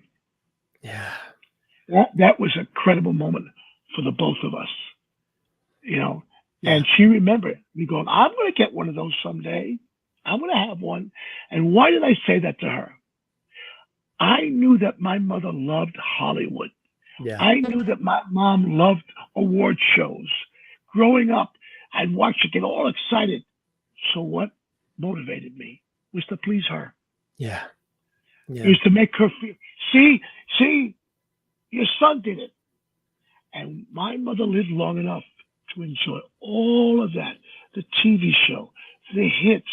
I remember when I introduced her to Tony Curtis, our childhood dream man. Gosh, She gosh. almost she almost passed out. You know, Yeah. all of the things that you could possibly do with your mom. Bought her a Yes. house, bought her a home, bought Mm. her a car. Took her to meet all these great stars that she loved. Yeah, I got lucky. The luckiest thing, you see that lady holding that little boy? Yes. That little boy saw the dream come true for him that started on that very rooftop. Very, very beautifully said, my friend. When you look at this iconic career and all of these accomplishments, all of these people, all of these minutes and moments, it's hard to even put it in words, and it still continues. You're still doing your thing. You're still gracing us with your wit, your wisdom, your incredible talent, your shows, and so much more. Um, what are some of the beautiful blessings and joys in your life that continue to propel you forward to want to stay connected with all of us, creative for all of us, and joyous for all of us, Tony? Well, I love the creative aspect of life. It's really the main piston in my engine. But my engine isn't me. My engine is my family. My engine is my sweet daughter, Jenny, my beautiful wife, Franny, my son, John. And if I can continue to make them happy and provide whatever I can for them in every way, emotionally, financially, whatever. I want to go out knowing that they really are the motor that drives this automobile. Yeah, and a beautiful, family at that, as I've said, and people have been commenting about the family, about the photos, about the memories, and it really is spectacular. What are some of the things that you have coming up that you're excited about that you might want to share with us here on the show, my friend? Well, I wrote a Broadway show, and right before the Yes. pandemic, it was called Rooftop Dreams. My energy is still focused on hopefully getting that on Broadway. Unfortunately, when you're looking at people coming to Broadway with masks on, it's hard to get people out to the theater. Yeah. When you're looking at people moving out of New York, 400,000 people have moved out of New York. That's a big block of theater goers. When you look at what the pandemic has done to a lot of people who come into town that love Broadway, they're at a certain demographic, a certain age group that is fearing it all. So you don't want your investors to put your show out there when this is still happening or a potential. So right now that's on hold. Okay. Yeah. That's okay. So I continue to write shows, to create ideas, and the ideas and the writing is I never go past product. Product first, everything comes later. So that pandemic, when I used to do 130 dates before the pandemic, shrunk to nothing. Now we're getting kind of back to it. Maybe if we do 40 dates this year, it's a lot compared to 130 dates as Tony Lando, casino performer prior to the pandemic. So right now it's a guessing game, to be honest with you. You continue to be creative. I have ideas for movies. I have ideas for books, and I'm going to attempt to write those things and see where that play goes. Meanwhile, I continue to go out and work as Tony Orlando. I just closed in Vegas, and so I just closed in Atlantic City. So I continue to work in performing arts centers and casinos around the world. And there you go. I just keep on going like that little rabbit on TV with the motor in there. It keeps going, boom, boom, boom, boom. The Energizer Bunny, huh? Yeah. That is, I tell you, that's incredible. And we are so happy that you do and that you have and that you continue to, because again, I know you're very humble about it, but you are one of the greatest entertainers thank you. of our time. I mean, you and Sammy Davis and all of, just really, and what's really cool about all this too is you have touched and continue to touch several generations. I mean, people of all generations discover you and who you are and your contributions to entertainment and music. So I know there's a thrust towards the 70s and that time period, but a lot of generations continue to love your work, Tony, which is fantastic. No, thank you. I hope so. We talked about fame earlier. And there's a little book called Notes to Myself that I used to read when I was just a young kid. I liked it because it was basically a diary of a man on how he saw life. And he had a quote in there, Jim, that I never forgot. He said, "Fame isn't really fame at all. It only appears that way from a distance." That's right. So really, that's the truth. Fame is a marquee with your name on it. That's it. You look up, I'm famous. Oh, but when you go home, I'm still throwing out the garbage. Right. Fame is a mirage.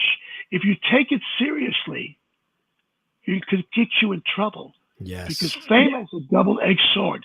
It's a great fun thing to have, but it's killed a lot of people's life emotionally and literally. Yes. So I don't look at fame as a motivation. I look as people at a motivation. And I look as the thing that God gave me, which is a gift of being creative. As long as I have that, I just can keep going like that little bunny you talked about, the Energizer Bunny. And where it takes And where it takes me, like I said earlier, who knows? Like I backed into this radio show as a favor, and I Yes, you backed did. into the record thing as a favor, and I backed into the TV show as a favor. I leave it up to the Lord above. He'll direct me. Yes, and I know faith is very important to you as well, and gets you through a lot of incredible things in life. And I think that's beautiful as well, Tony. You know, somebody else who um, also made his mark usually stops in towards the latter part of the show and just wants to check in. Mr. George Burns is with us tonight. I love it. I love it. Look at There that. he is with a cigar. He's always in his tux. He has his red pocket square. My aunt collected dolls. My mother's the youngest of 16.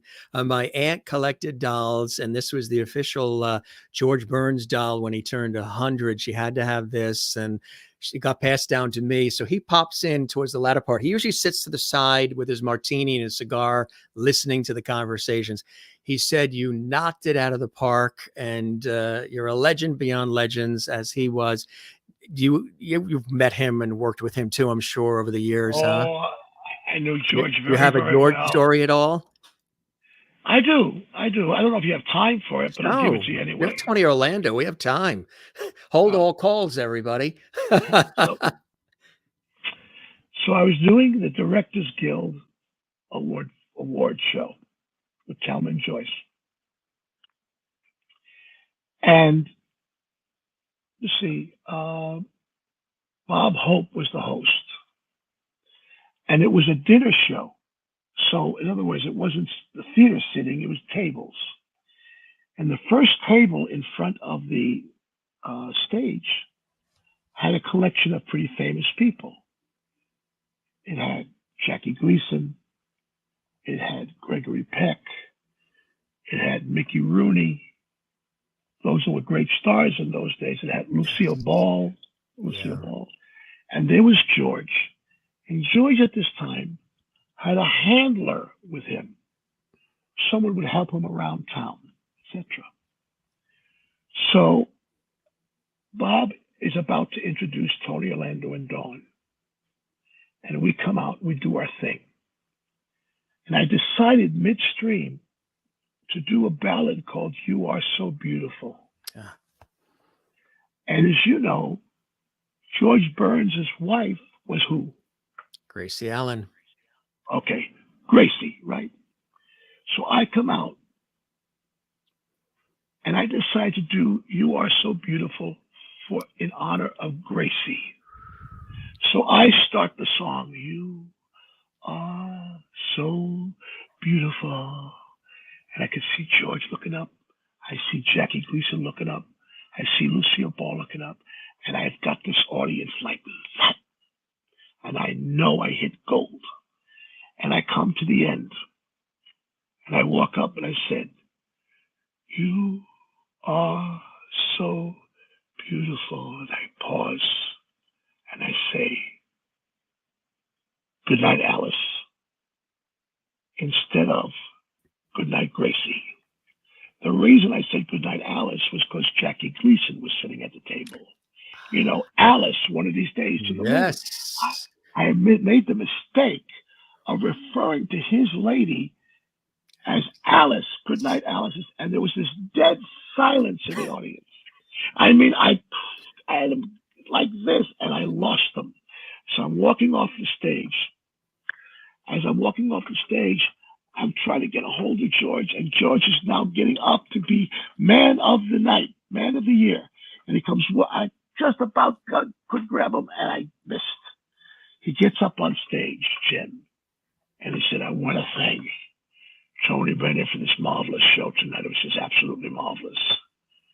And I also want to thank this young man, Tony Orlando, for having the decency, the understanding, and the willpower to welcome my lady guest tonight, Alice. He saved me. I didn't say Gracie. He saved me. So when he comes down after the show, he made me look like a hero. No one else in the place knew that his partner lady was Alice, they thought, but me. He let them think that. So after the show, I walked up and I said, Mr. Burns, I'm so I don't even know how to thank you. I felt like a jerk. He said, well, that's what we do for people. We cover for each other. Welcome to Yes. show business, buddy. I Yes. smoked a cigar. Yeah. Saved me for Saved the you. embarrassment in front of all of Hollywood. I never forgot that. And then when I married Franny, she's 13 years younger than me. He walked up and he said, so let me ask you a question. So you stole and robbed the cradle, right? Is that what you did here? Because she's a little too young for you, but the right age for me. He was a joke. George, can you verify that? He verifies that. Yeah. That's right, George. What an amazing story. What an incredible story. I tell you, you are a man of so many fabulous stories, my friend. Really spectacular. Even a George Burns story. Really amazing. So many people have been commenting, and it's a nice one here. What a great memory. And thanks, Tony, for being here. Thanks, Jim. Wonderful show. Robbie Robinson says, preach it. Really, it's been spectacular. Great show. I love tonight. you, Robbie Robinson. I love that man, Robbie Robinson. Yeah, hey, man, amazing. I just realized something about you. Your last name is perfect. You are that. I appreciate that. You know, so many people think that that I made up the name Jim Masters for television and radio, and I'm like, actually, it's the real name. I'm the fifth James. It goes back to Europe. It just happened. Why would I change it? Is it Master Son? Is it a long name? Yeah, it's Masters. Yeah. Well, you know what? Yeah. Remember when I told you God had his hand on my career? He knew what you'd be. You'd be a master at this, and you are. I tell you, I appreciate that, my friend. You're amazing. And I hope we get a chance to break bread at some point. If you're back home on the East Coast, or if I'm in Branson on a TV shoot, or Vegas or LA, wherever it may be, that would be an honor and a pleasure. You really are something, Tony. And I truly, truly thank you very much for gracing us with your wit and wisdom, your presence, your amazing stories, telling us all the way back to the early days on the streets of New York City, and all the incredible things that have happened. And they've happened, even though you've backed in, they've happened for a reason, because I think a lot of people spotted the real deal in Tony Orlando. You're the real deal. I mean, you're authentic, you're real, you're passionate about life. And like I said earlier, everything that when people would hand you stuff, they knew that it was going to be taken and, in gold, literally made out of what you were handed, which I think is a spectacular. You're something else, my friend. I appreciate that. I appreciate that. We're going to keep the porch light on for you, my friend. You are welcome back anytime. And I hope the show met whatever expectations you had, and you enjoyed the time with me as much as I absolutely have with you, Tony. Thank you. God bless you. Thank you for having me. I've enjoyed every minute of tonight. You do a great job. You have a great show. I hope you'll have me back. You are going to be back. Absolutely. That light is on for you. Keep well, be well, the best to you and the family, and continued success in all you're doing, Tony. It's an honor and a pleasure to have you here. Have a good night. Take care. Thank you, buddy. God bless. You're welcome. Incomparable Tony Orlando, right here on the Jim Masters Show Live. What an epic conversation, huh? I tell you, really, really fantastic, and such a class act on so many levels. And I've always admired his work. I've always admired his personality. I think you probably were able to pick that up tonight. Let's take a look at some of the comments. Gang, if you enjoyed this episode and any of the episodes of the Jim Masters Show Live series, we'd love it if you subscribe to our YouTube channel. Give us some lovity. There's no cost, but it does help us grow. It helps our channel grow, helps us do more of these incredible epic shows that we do 7 days a week live. We've done about 700 episodes. kick back and watch some of the other episodes. You know who's with us tomorrow? Another legend in the industry. John Davidson is with us tomorrow for his return visit. He'll be back second time, legendary TV and game show host, singer, songwriter, actor, entertainer. He's got this really cool venue up in New Hampshire called Club Sandwich. It's a real small, intimate entertainment venue in Sandwich, New Hampshire, where he lives. He spends his winters on his beautiful boat in Mexico. Then he comes back in the spring and he reopens Club Sandwich. I believe this is the second year for Club Sandwich. So we went up 4th of July to New Hampshire to visit John. It was epic. And then we climbed Mount Washington after that, and that was epic too. But John Davidson is with us tomorrow. And if you didn't see the episode with the one and only Melissa Manchester, she was here just a couple of nights ago for her second visit. Lucy Arnaz was with us recently as well. If you didn't see that episode, check that out. You heard Tony mention Desi Arnaz in our conversation as well.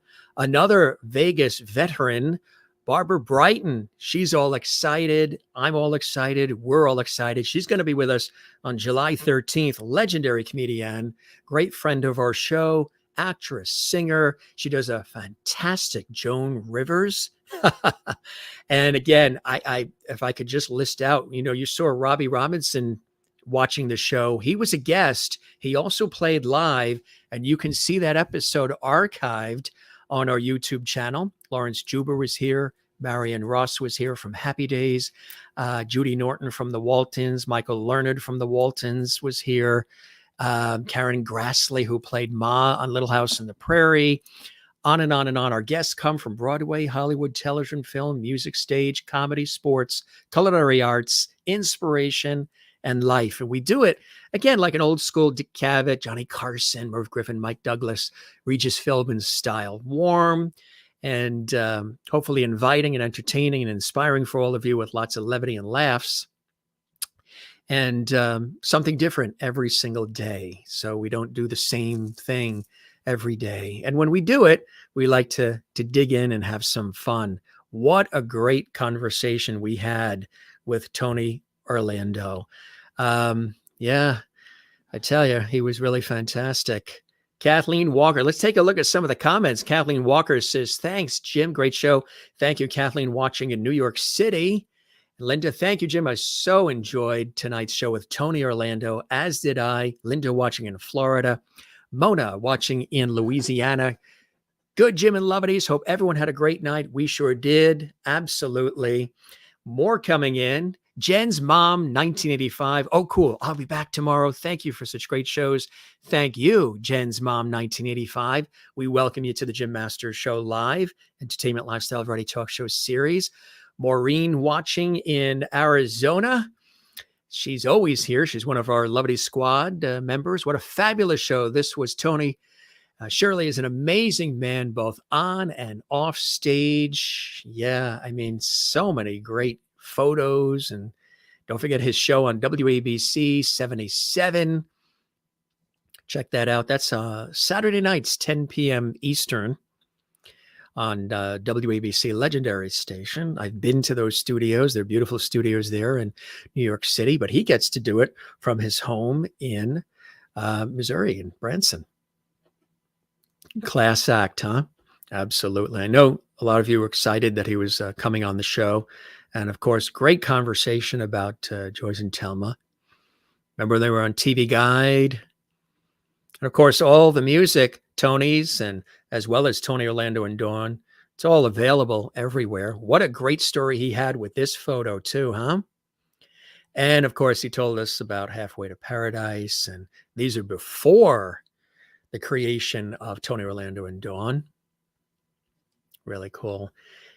One of his heroes, Bobby Darin, he talked about that as well. And just, his mom, we really covered a lot of different bases here on the show today. And because with a career like his, 60 years, and again, he's somebody who gives back. He's been giving back for years. He's worked with the veterans. And of course, we mentioned his many years doing the MDA telethon on Labor Day, He would be, for 33 years, he said, he hosted the New York version, which was on Channel 9, WOR, then became WWOR TV, Channel 9 in New York City. We watched it often, donated often, and his friendship with the iconic Jerry Lewis and Ronnie Spector and Reba, Freddie Prinze, Kenny Rogers, even Chris Angel, too. Who doesn't love Tony Orlando? Tommy Lasorda, Betty White. These are just a few, folks, just a few. And of course, there they are today. Frankie Valli. There's his son, John. It's a great shot of the two of them. There he is with David Foster, his lovely wife. There he is officiating at that wedding he talked about. His daughter and his wife. There's Jenny and his beautiful wife. And wife and son. And there we go. Great shots, huh? Yes. We just pulled a few. I mean, there's so many more that we could have pulled, but we just pulled a few shots and to sort of wander in and out the 60 years of his iconic career, sort of one, instead of just, we didn't want to do it in like predictable chapters. Okay, when you were in a bassinet, what was it like when you had your, your blankie? And then, we sort of weaved in and out of the different decades, which I think is cool. I love doing that. And it really is because I'm feeling it as I'm doing it. You know what I mean? So we don't have a script here. We don't have teleprompter. We don't have questions. I'm listening to his answers because I'm a deep listener. And then I'll pull different things from what he's saying and weave in a thread that makes it all seem to work. And I hope you enjoyed it because I certainly did. And I'm so glad that Tony did. And Tony is going to put it in writing and address it management, which is right here. Bravo, Jim. Tony Orlando is one of the most special people in the business. Class act all the way. Robbie Robinson, a legend himself. I was just on the phone with him today. If you didn't see the episode with Robbie, he was amazing. Frankie Valli's music director right there. He's a big fan of our show and he's a dear friend and he loves our show. He's been like, I think on top of Mount Everest ever since with the bullhorn, the Jim Masters Show, which we love. And you got it. That's right. Must be why I love jazz. You improvise like a jazz musician. I'm glad you spotted that. Thank you very much. And really, really cool. Thank you, Nikki, for your wonderful love and support. And coming in from the Philippines, thank you, Jim, for bringing these amazing people. This is the only show where we can engage, and only you can do that. Indeed, you connect people around the world. You're truly amazing. I really appreciate that. That, kind of like what Tony Orlando said, which is one of the reasons why I really admire him and always have. He gets what it's about. If you're pleased, if there's something I'm saying and doing that touches you, that moves you, that inspires you, that entertains you, that makes you laugh, that makes your day light or lighter, I'm good. You know what I mean? I'm good. If somebody throws me $50 to do it, I'm good. But I do it for the reason of, because again, many of you know that this isn't my full-time work. I do this as an aside to my busy day in television and radio. And I love doing this because of all of you. And many people said, am I going to continue doing this beyond the pandemic? Absolutely. As long as you guys are here and you're watching and you're supporting and you're sharing and you're reveling in all of this, I'll be here for all of you. As long as you're here for us, it takes a village. It's one big, happy, lovely family, as we call it. Another wonderful show. Thanks, Jim. Mary Bishop in Florida. Absolutely.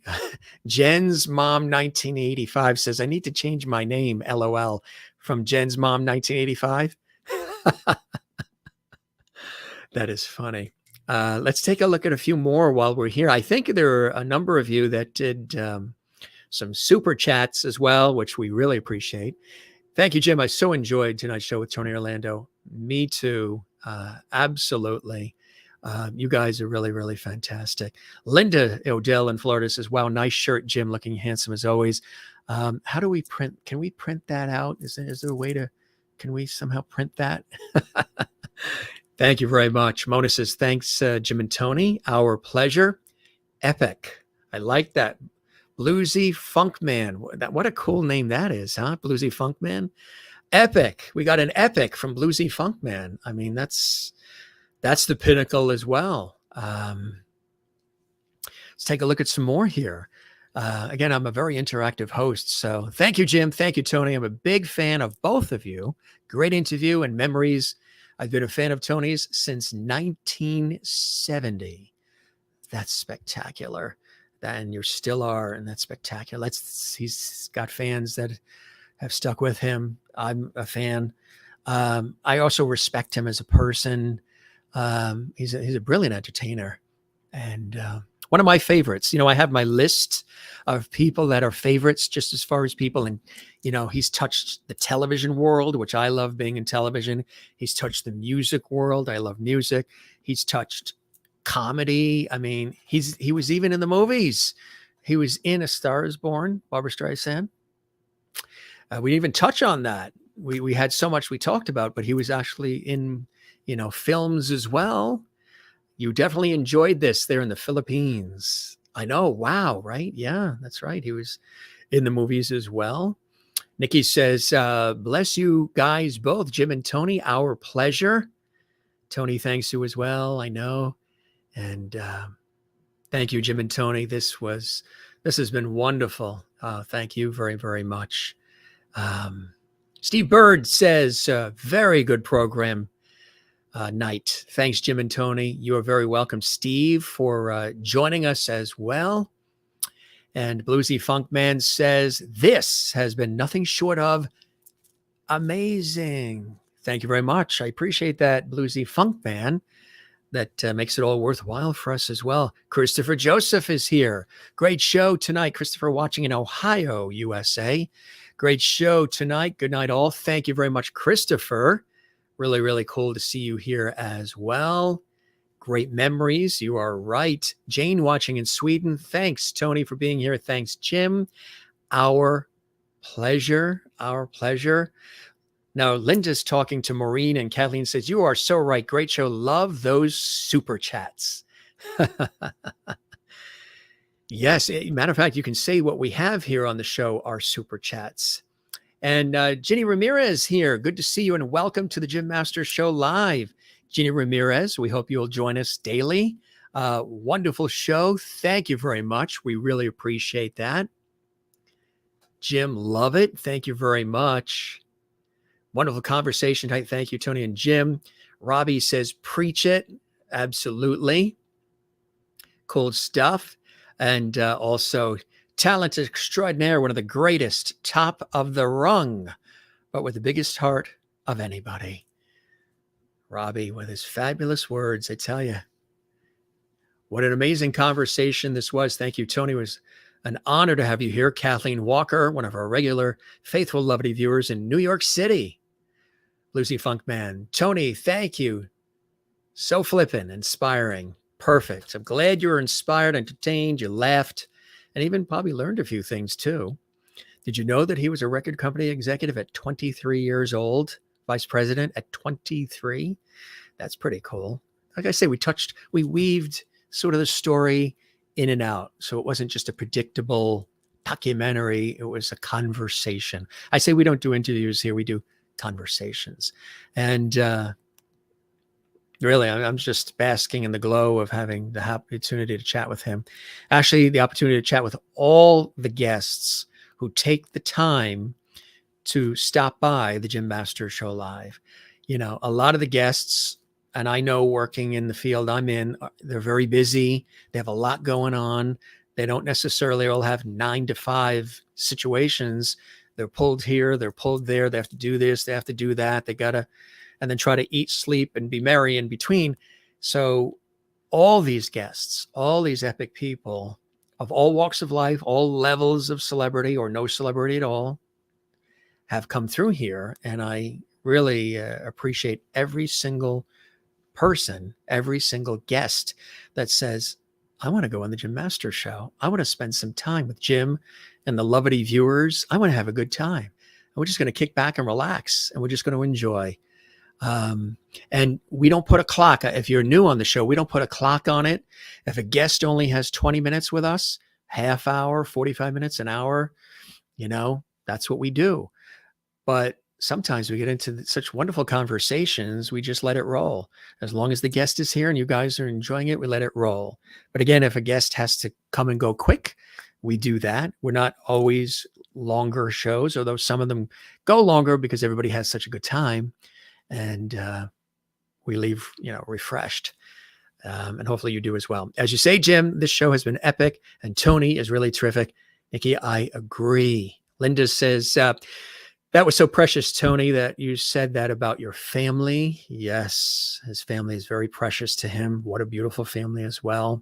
Sherry Larson in Kansas says, thank you for being here tonight, Tony, and talking about your career. Totally enjoyed listening to you and Jim. Thank you very much, Sherry Larson, a big fan of our show in Kansas City, in Kansas, USA. What a show tonight with a lot of history being told and a lot of heart behind it. Steve Bird, perfect. You got exactly what I was aiming for. Heart, history, humor, good times. Tony is amazing. I agree 100%.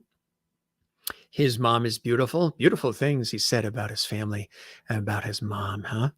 It was a full circle conversation, which is what I was hoping for. And I can't wait to kick back and watch myself. No, isn't it interesting what Tony said? Like, he doesn't always like what he does right away. It takes him time. He's looking at the Tony Orlando and Dawn show series now. Years later, he's looking at it. He didn't watch it when it was on. He did not watch the series that everybody else watched. Millions and millions of viewers, high ratings. Everybody loved it. Advertisers, viewers. He didn't watch it. He was performing. He was doing his thing. But now he looks at it and it's like, you know what, gang, we were pretty good. I can identify with that because I usually don't like everything I do right away either. And I think what's good about that is it keeps me working harder. It keeps me wanting to create and sort of strive for excellence and tweak and fine tune. Like I'll see things that maybe somebody else won't see. But what I've learned to do is not always say everything that I see, because sometimes if you say what you see, the other person you're telling, you're saying to them, gee, look at that with that. And they're like, oh, gee, I didn't notice that until you brought it up. But now I see that.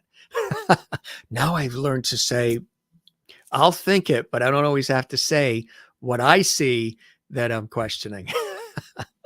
But it really cool. I identify with him as far as, his looking at stuff. I pull tapes out of television hosting and shows and everything I've done over the years. And I'll look at it now and I'll say, under those conditions, with that level of experience, with the craziness of everything that was going on, that was pretty good. And everybody was saying it was good. The producers, the people, the viewers, the listeners, whatever, everybody was praising it.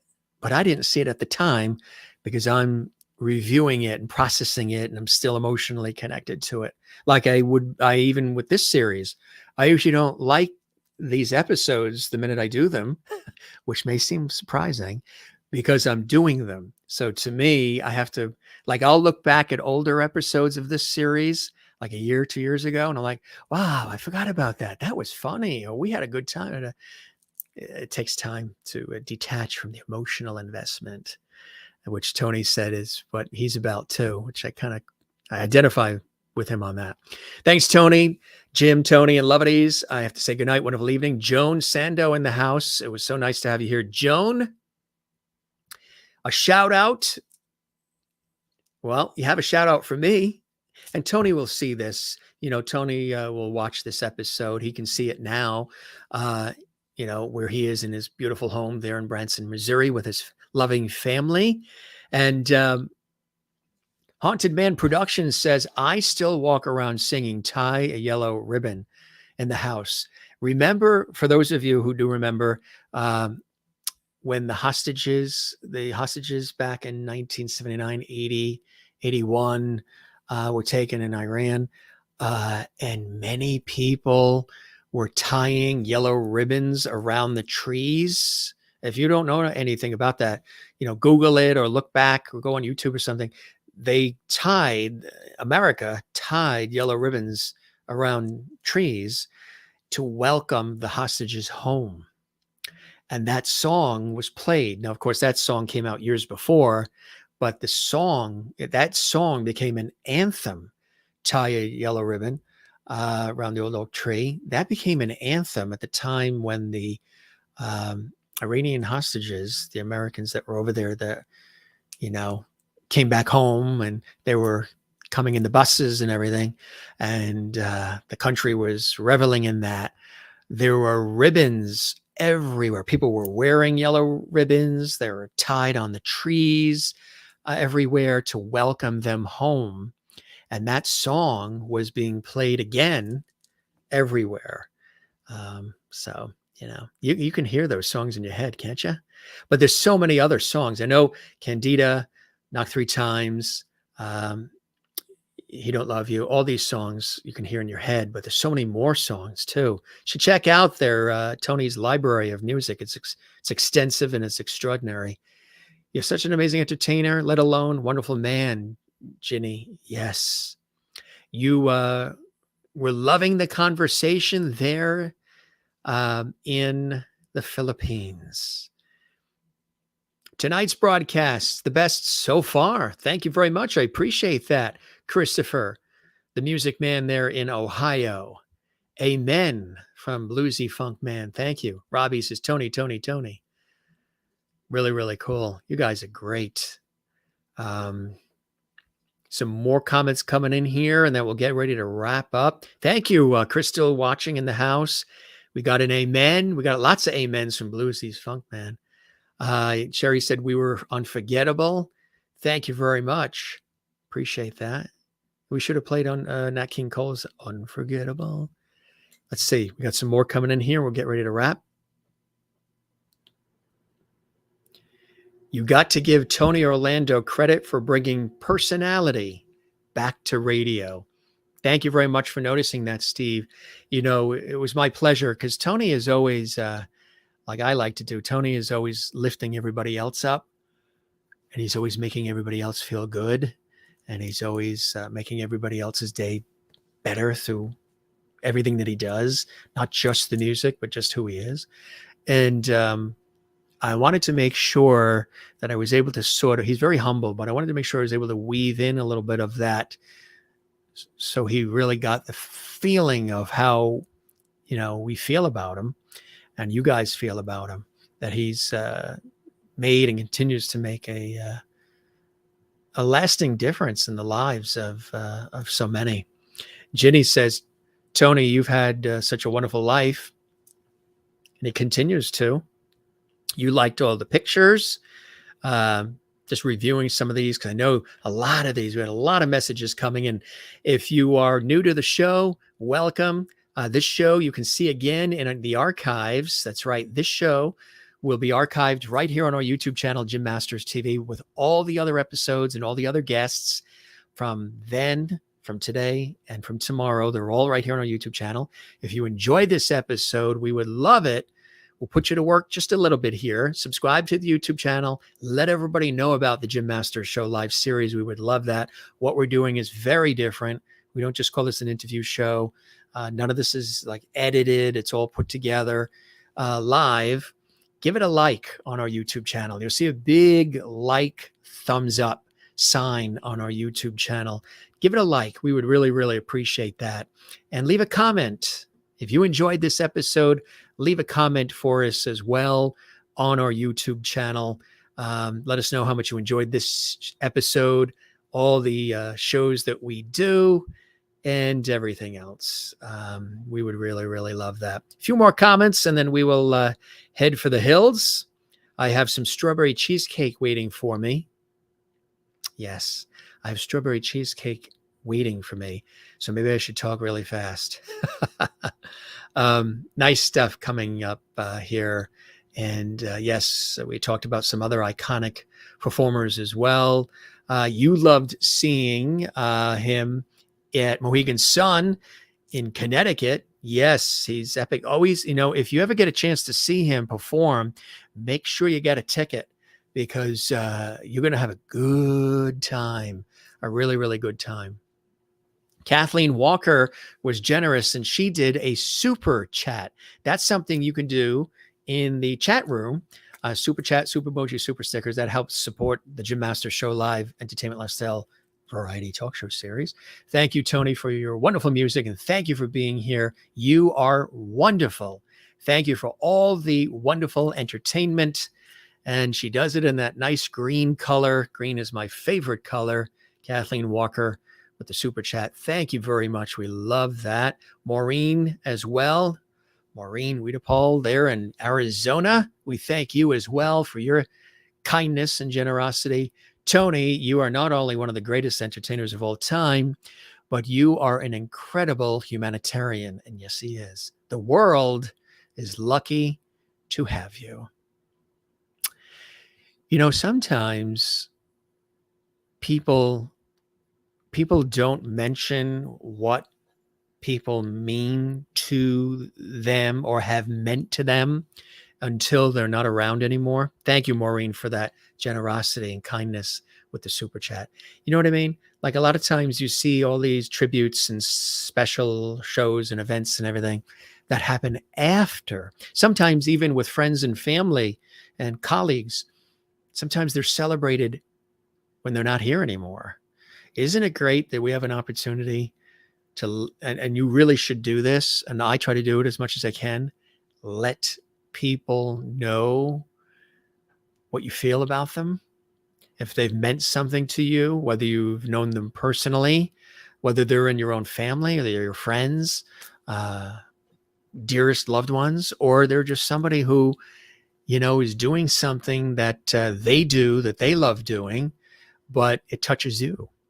It could be the most basic thing. It could be somebody that works in the bakery in your downtown area and they bake fabulous bread and they go in at 5 o'clock in the morning every day and they're making that bread. And sure, it's how they pay their bills and everything, but they go in and they make that bread every day. And you come in and you buy the loaf of bread and then you tell them how much you love that bread. And that makes them happy to want to go back in the next day at 4 o'clock in the morning to start kneading that dough and making that bread. So when you come in with that smile and say, I love the bread. So what I'm basically trying to say is make sure that you tell people in your life and people that aren't necessarily in your life, but people you admire or respect or enjoy, how much they mean to you and the way that they've touched you while they're here. Because oftentimes we wish that we did it when they're gone, and then it's obviously too late. So make sure you do it. Anybody, think about the people in your life, that mean a lot to you, whether they're celebrities, people on television, radio, it doesn't matter. It doesn't have to be any of that. It could just be somebody that you care about in your life. Yeah, as we've learned in the last couple of years, life is precious. Life is short. Life is meant to be lived. So live it well. I know we're experiencing a really wacky, unprecedented, crazy time right now. But hopefully shows like this take you away from that, at least temporarily. And because we get into serious topics on the show too, but hopefully whatever it is we do that puts a spark in your world and lightens things up and maybe a smile on your face, hopefully at least we take you away from a little bit of what's going on outside the door there or on the TV screen or on the radio. It's heady stuff that's happening, but know that we're all here together and we all need each other. We all need each other. So if we can come together on many levels, we can get a lot of good things done. At least I've always believed that way. I was raised that way. I was raised to, help thy fellow neighbor, help thy fellow man, that type of thing. And, but let's take a look at some more comments and then we'll get ready to wrap. I know I said that before, but there's so many fabulous comments here from everybody. Thank you so much. You guys talking about Betty White. Yes, Betty White was also a legend on many, many levels. Carolyn said, congratulations, Tony, on your 2022 Lifetime Achievement at the East Coast Music Hall of Fame and the Union City Star Dedication Ceremony honoring you. Well-deserved, Tony. Absolutely. One of many, many honors. Thank you, Carolyn, for being here on the Jim Master Show live tonight. You are now a JMS Levity, part of our Levity squad. Enjoyed today's show. This is my second time and enjoyed it. Have a good evening, everyone. Well, Diane, it's so good to have you here. And I hope you'll be back for a third, fourth, fifth, sixth, and all the rest. We are here for you. And we love you, Diane. And thanks for being here as well. And Robbie says Tommy Lasorda was one of his biggest heroes in life. Tommy Lasorda, a great one. You know who I also enjoyed from the New York Mets? Tom Seaver. Tom Seaver was such a class act. We lost him too early as well. Oh boy, look at all these comments. Just trying to get to make sure we don't miss any of this. There's so many. Thank you, Jim, for such an awesome treat tonight with Tony Orlando. Please do have him back. You're the best, Jim. Thank you very much. Linda Odell in St. Augustine, Florida. Joan Sando says, this is a lifetime experience that is so special. Thanks, Jim. Thank you, Joan, for being here on the show as well. We really appreciate it, this outpouring. Dana here, Dana Ricker. Thank you for joining us once again, Dana. Yet another fantastic show, Jim. You truly are and find the best. Thank you. I appreciate that. So kind of you to say, Dana. Linda says, thank you, Tony, for coming on Jim's show and telling us all about your career. You have had an amazing career. Hope you sing to us. Please do come back. Maybe next time when we have him back, we'll have him sing a little.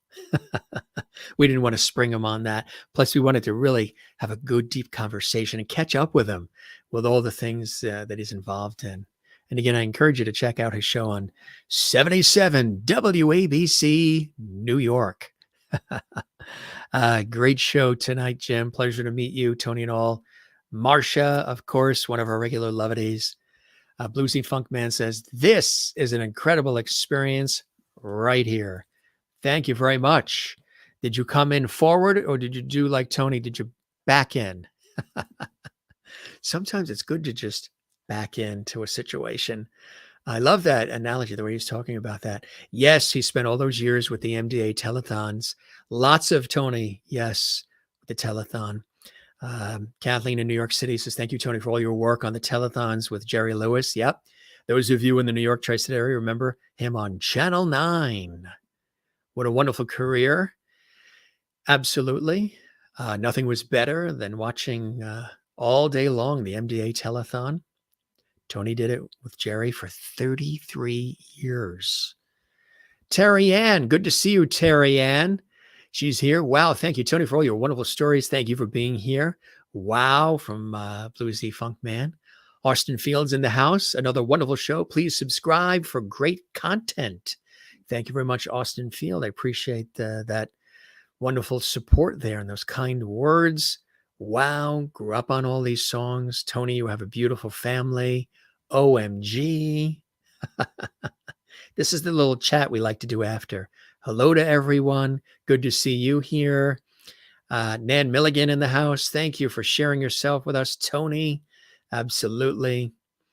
And great photos. Really, really cool. Terry Ann says, yes. Well said, Tony. Jim Masters, you also shine your light on others as well. That's why people gravitate to you. Terry Ann, thank you very much. That means the world to me, and I really appreciate that. Very, very kind. And I take that to heart. Congratulations, Tony. Good stuff here, huh? Really, really wonderful. Haunted Men Productions says, Mr. Orlando, I am so honored to hear you tonight. Thank you for just being you and giving the world a wonderful voice for so many years and touching so many lives. Jimmy Boots, Finfera. Oh, that's right. Jimmy Boots. That's you. I was wondering, Haunted Man Productions. I've heard that before. Jimmy Boots, Finfera, is actor Joe Finfera's brother. And Jimmy is going to be a guest on our show. and it's going to be really exciting. He's into the world of paranormal. We're going to talk about that. Jimmy is going to be with us in a matter of weeks, if even sooner. And Joe Finfera, great actor, who's just filmed another movie, was a guest on our show twice. You can check those episodes out here on the Jim Master Show Live. Good to see you, Jimmy, as well. Cool stuff. Really, really nice. All right. Thank you very much. Great show. I appreciate those words. And Tony Orlando has the biggest heart of anybody I've ever met in this business. Beautifully said. Falling in love with Tony again. Wow, he's singing my tune again. Beautifully said. You're blown away. You were blown away by this too. Thank you very much. I appreciate that. This is great. Luke here. Luke Glasgow. Good to see you as well, Luke. Thanks for being with us. And just all these great comments. You guys are just truly amazing. I just fell a little in love with Tony. That's why I do music. That's fantastic. Nikki says, how rare and wonderful your values, Tony. Absolutely. Hello from Ontario, Canada. That's really cool. All right.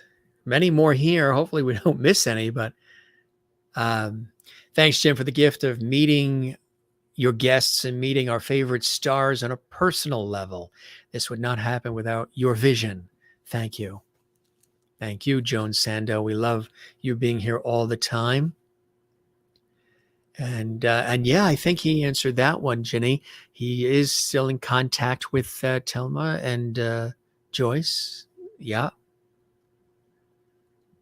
Absolutely.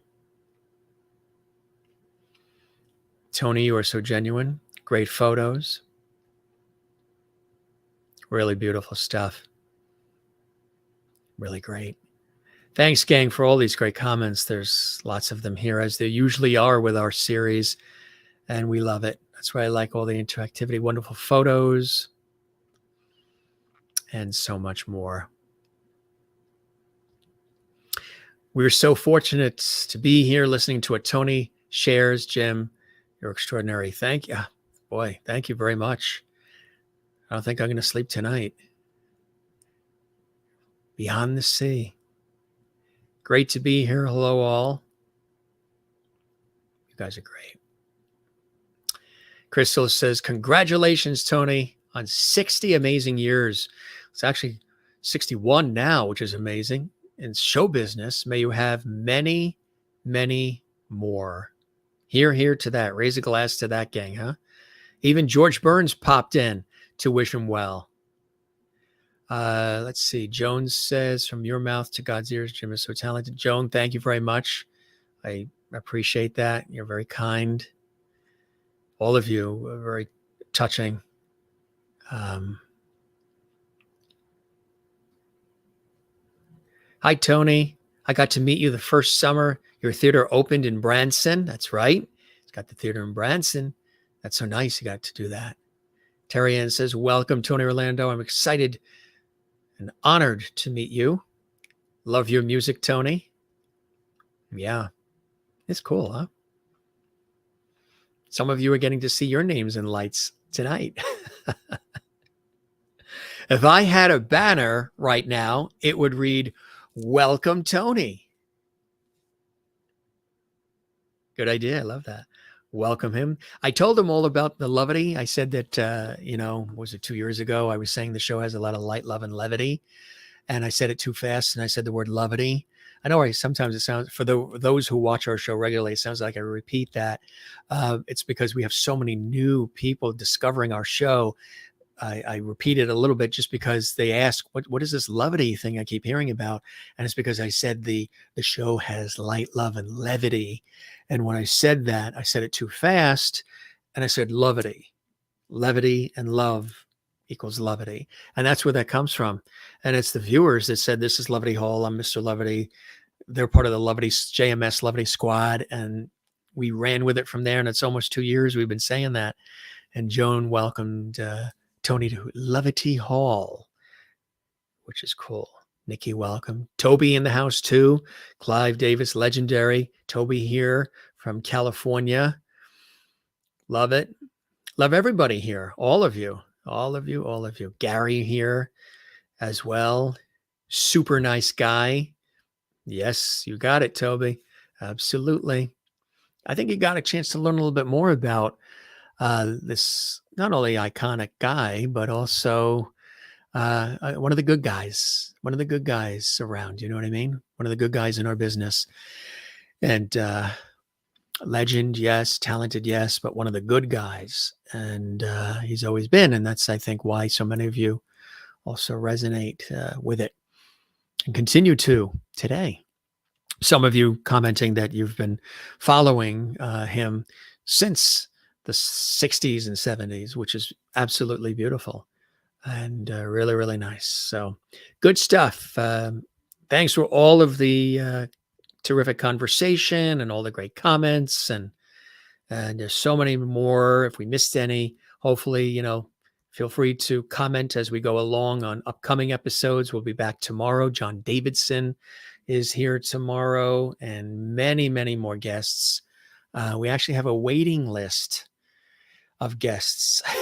we're trying to plug them in, working around holidays, working around my schedule, because sometimes I'm pulled away if I have a gig that's taking me, a television project that's taking me out of the area. But we're working through it all.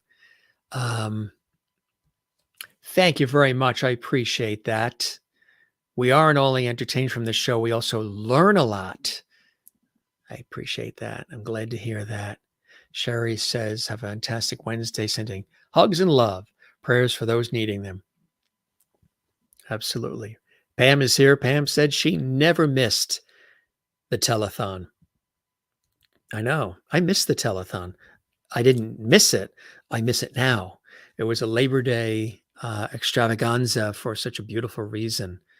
I used to host a lot of telethons too, and I love doing that for the cause. I used to do it a lot for the Arthritis Foundation in New York for many years.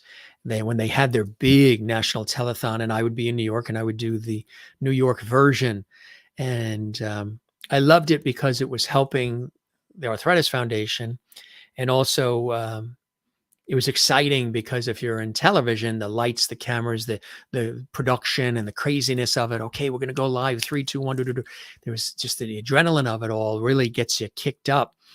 And then the phones ring and people start supporting and helping the cause. And it's such a beautiful thing. Kathleen has put in an order and she says, everyone go like this episode. Well, thank you very much. I appreciate that. Kathleen in New York City. Jane in Sweden, where she says it's 4:30 a.m. right now. Right now it's about 10:30. We're on the East Coast. We're here in the New York area, along the southern New England coast between New York and Boston. That's where this show is here in the United States. 4:30 a.m. there in Sweden. And 10:30 or so here in the New York area. And you want some of that strawberry cheesecake, huh? How am I going to get it to you? How am I going to ship it to you in Sweden quick enough before I eat it? Hey there, lovelies. You guys are great. All right.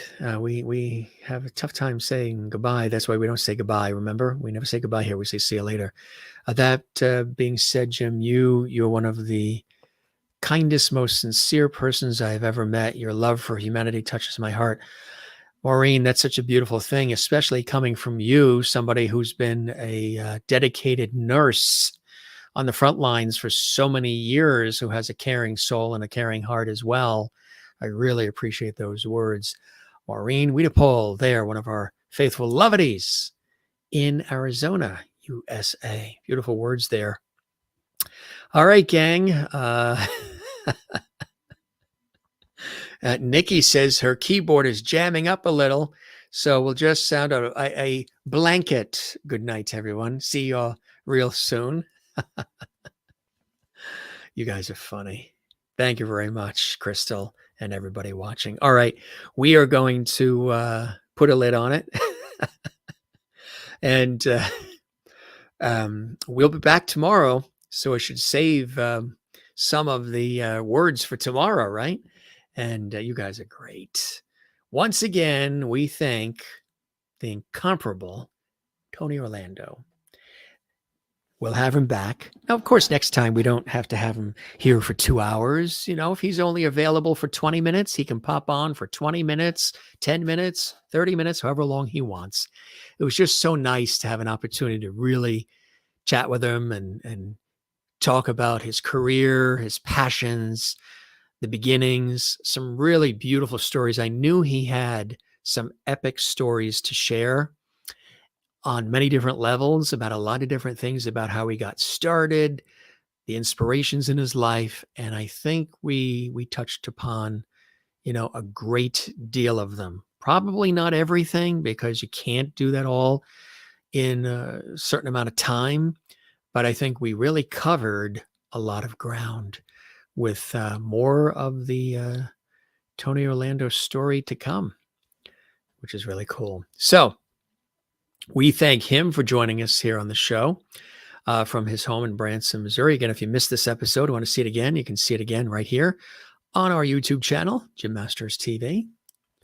And we thank all of you for being with us here on the show. It means a great deal to have you here as often as you are watching the Jim Masters Show, live or otherwise. We say live or Memorex. I know sometimes if you can't catch it live, because we realize you have lives, where sometimes you can't be here when we're live. I know you really love being here when the show is live, so you can feel the energy. You never know what's going to happen, and you can also interact with us. But if you are not here live and you watch this later on in the archives, we thank you as well. It means the world to us that you do that as well. So we're going to wrap. Have fun binge watching a lot of the other episodes that we've got in store for you, that we've done thus far, and other episodes that we will have for you coming up. So around here at the Jim Masters Show Live, as I said, we don't say goodbye. We say see you later, cheers, ciao, slancha, hasta la vista, avida zane, sayonara, shalom, catch you later, and all the rest. This is your host, Jim Masters. Thanking you for your time this time. Till next time, we appreciate you. We love you. Thanks for being with us. Be good to one another. Take care of one another. Love one another. And spread some kindness and spread some of that JMS lovity all around the world. Makes a big difference. We'll see you on the next one right here. I'll be waiting for you on the Jim Masters Show Live. Take care and be well. Cheers.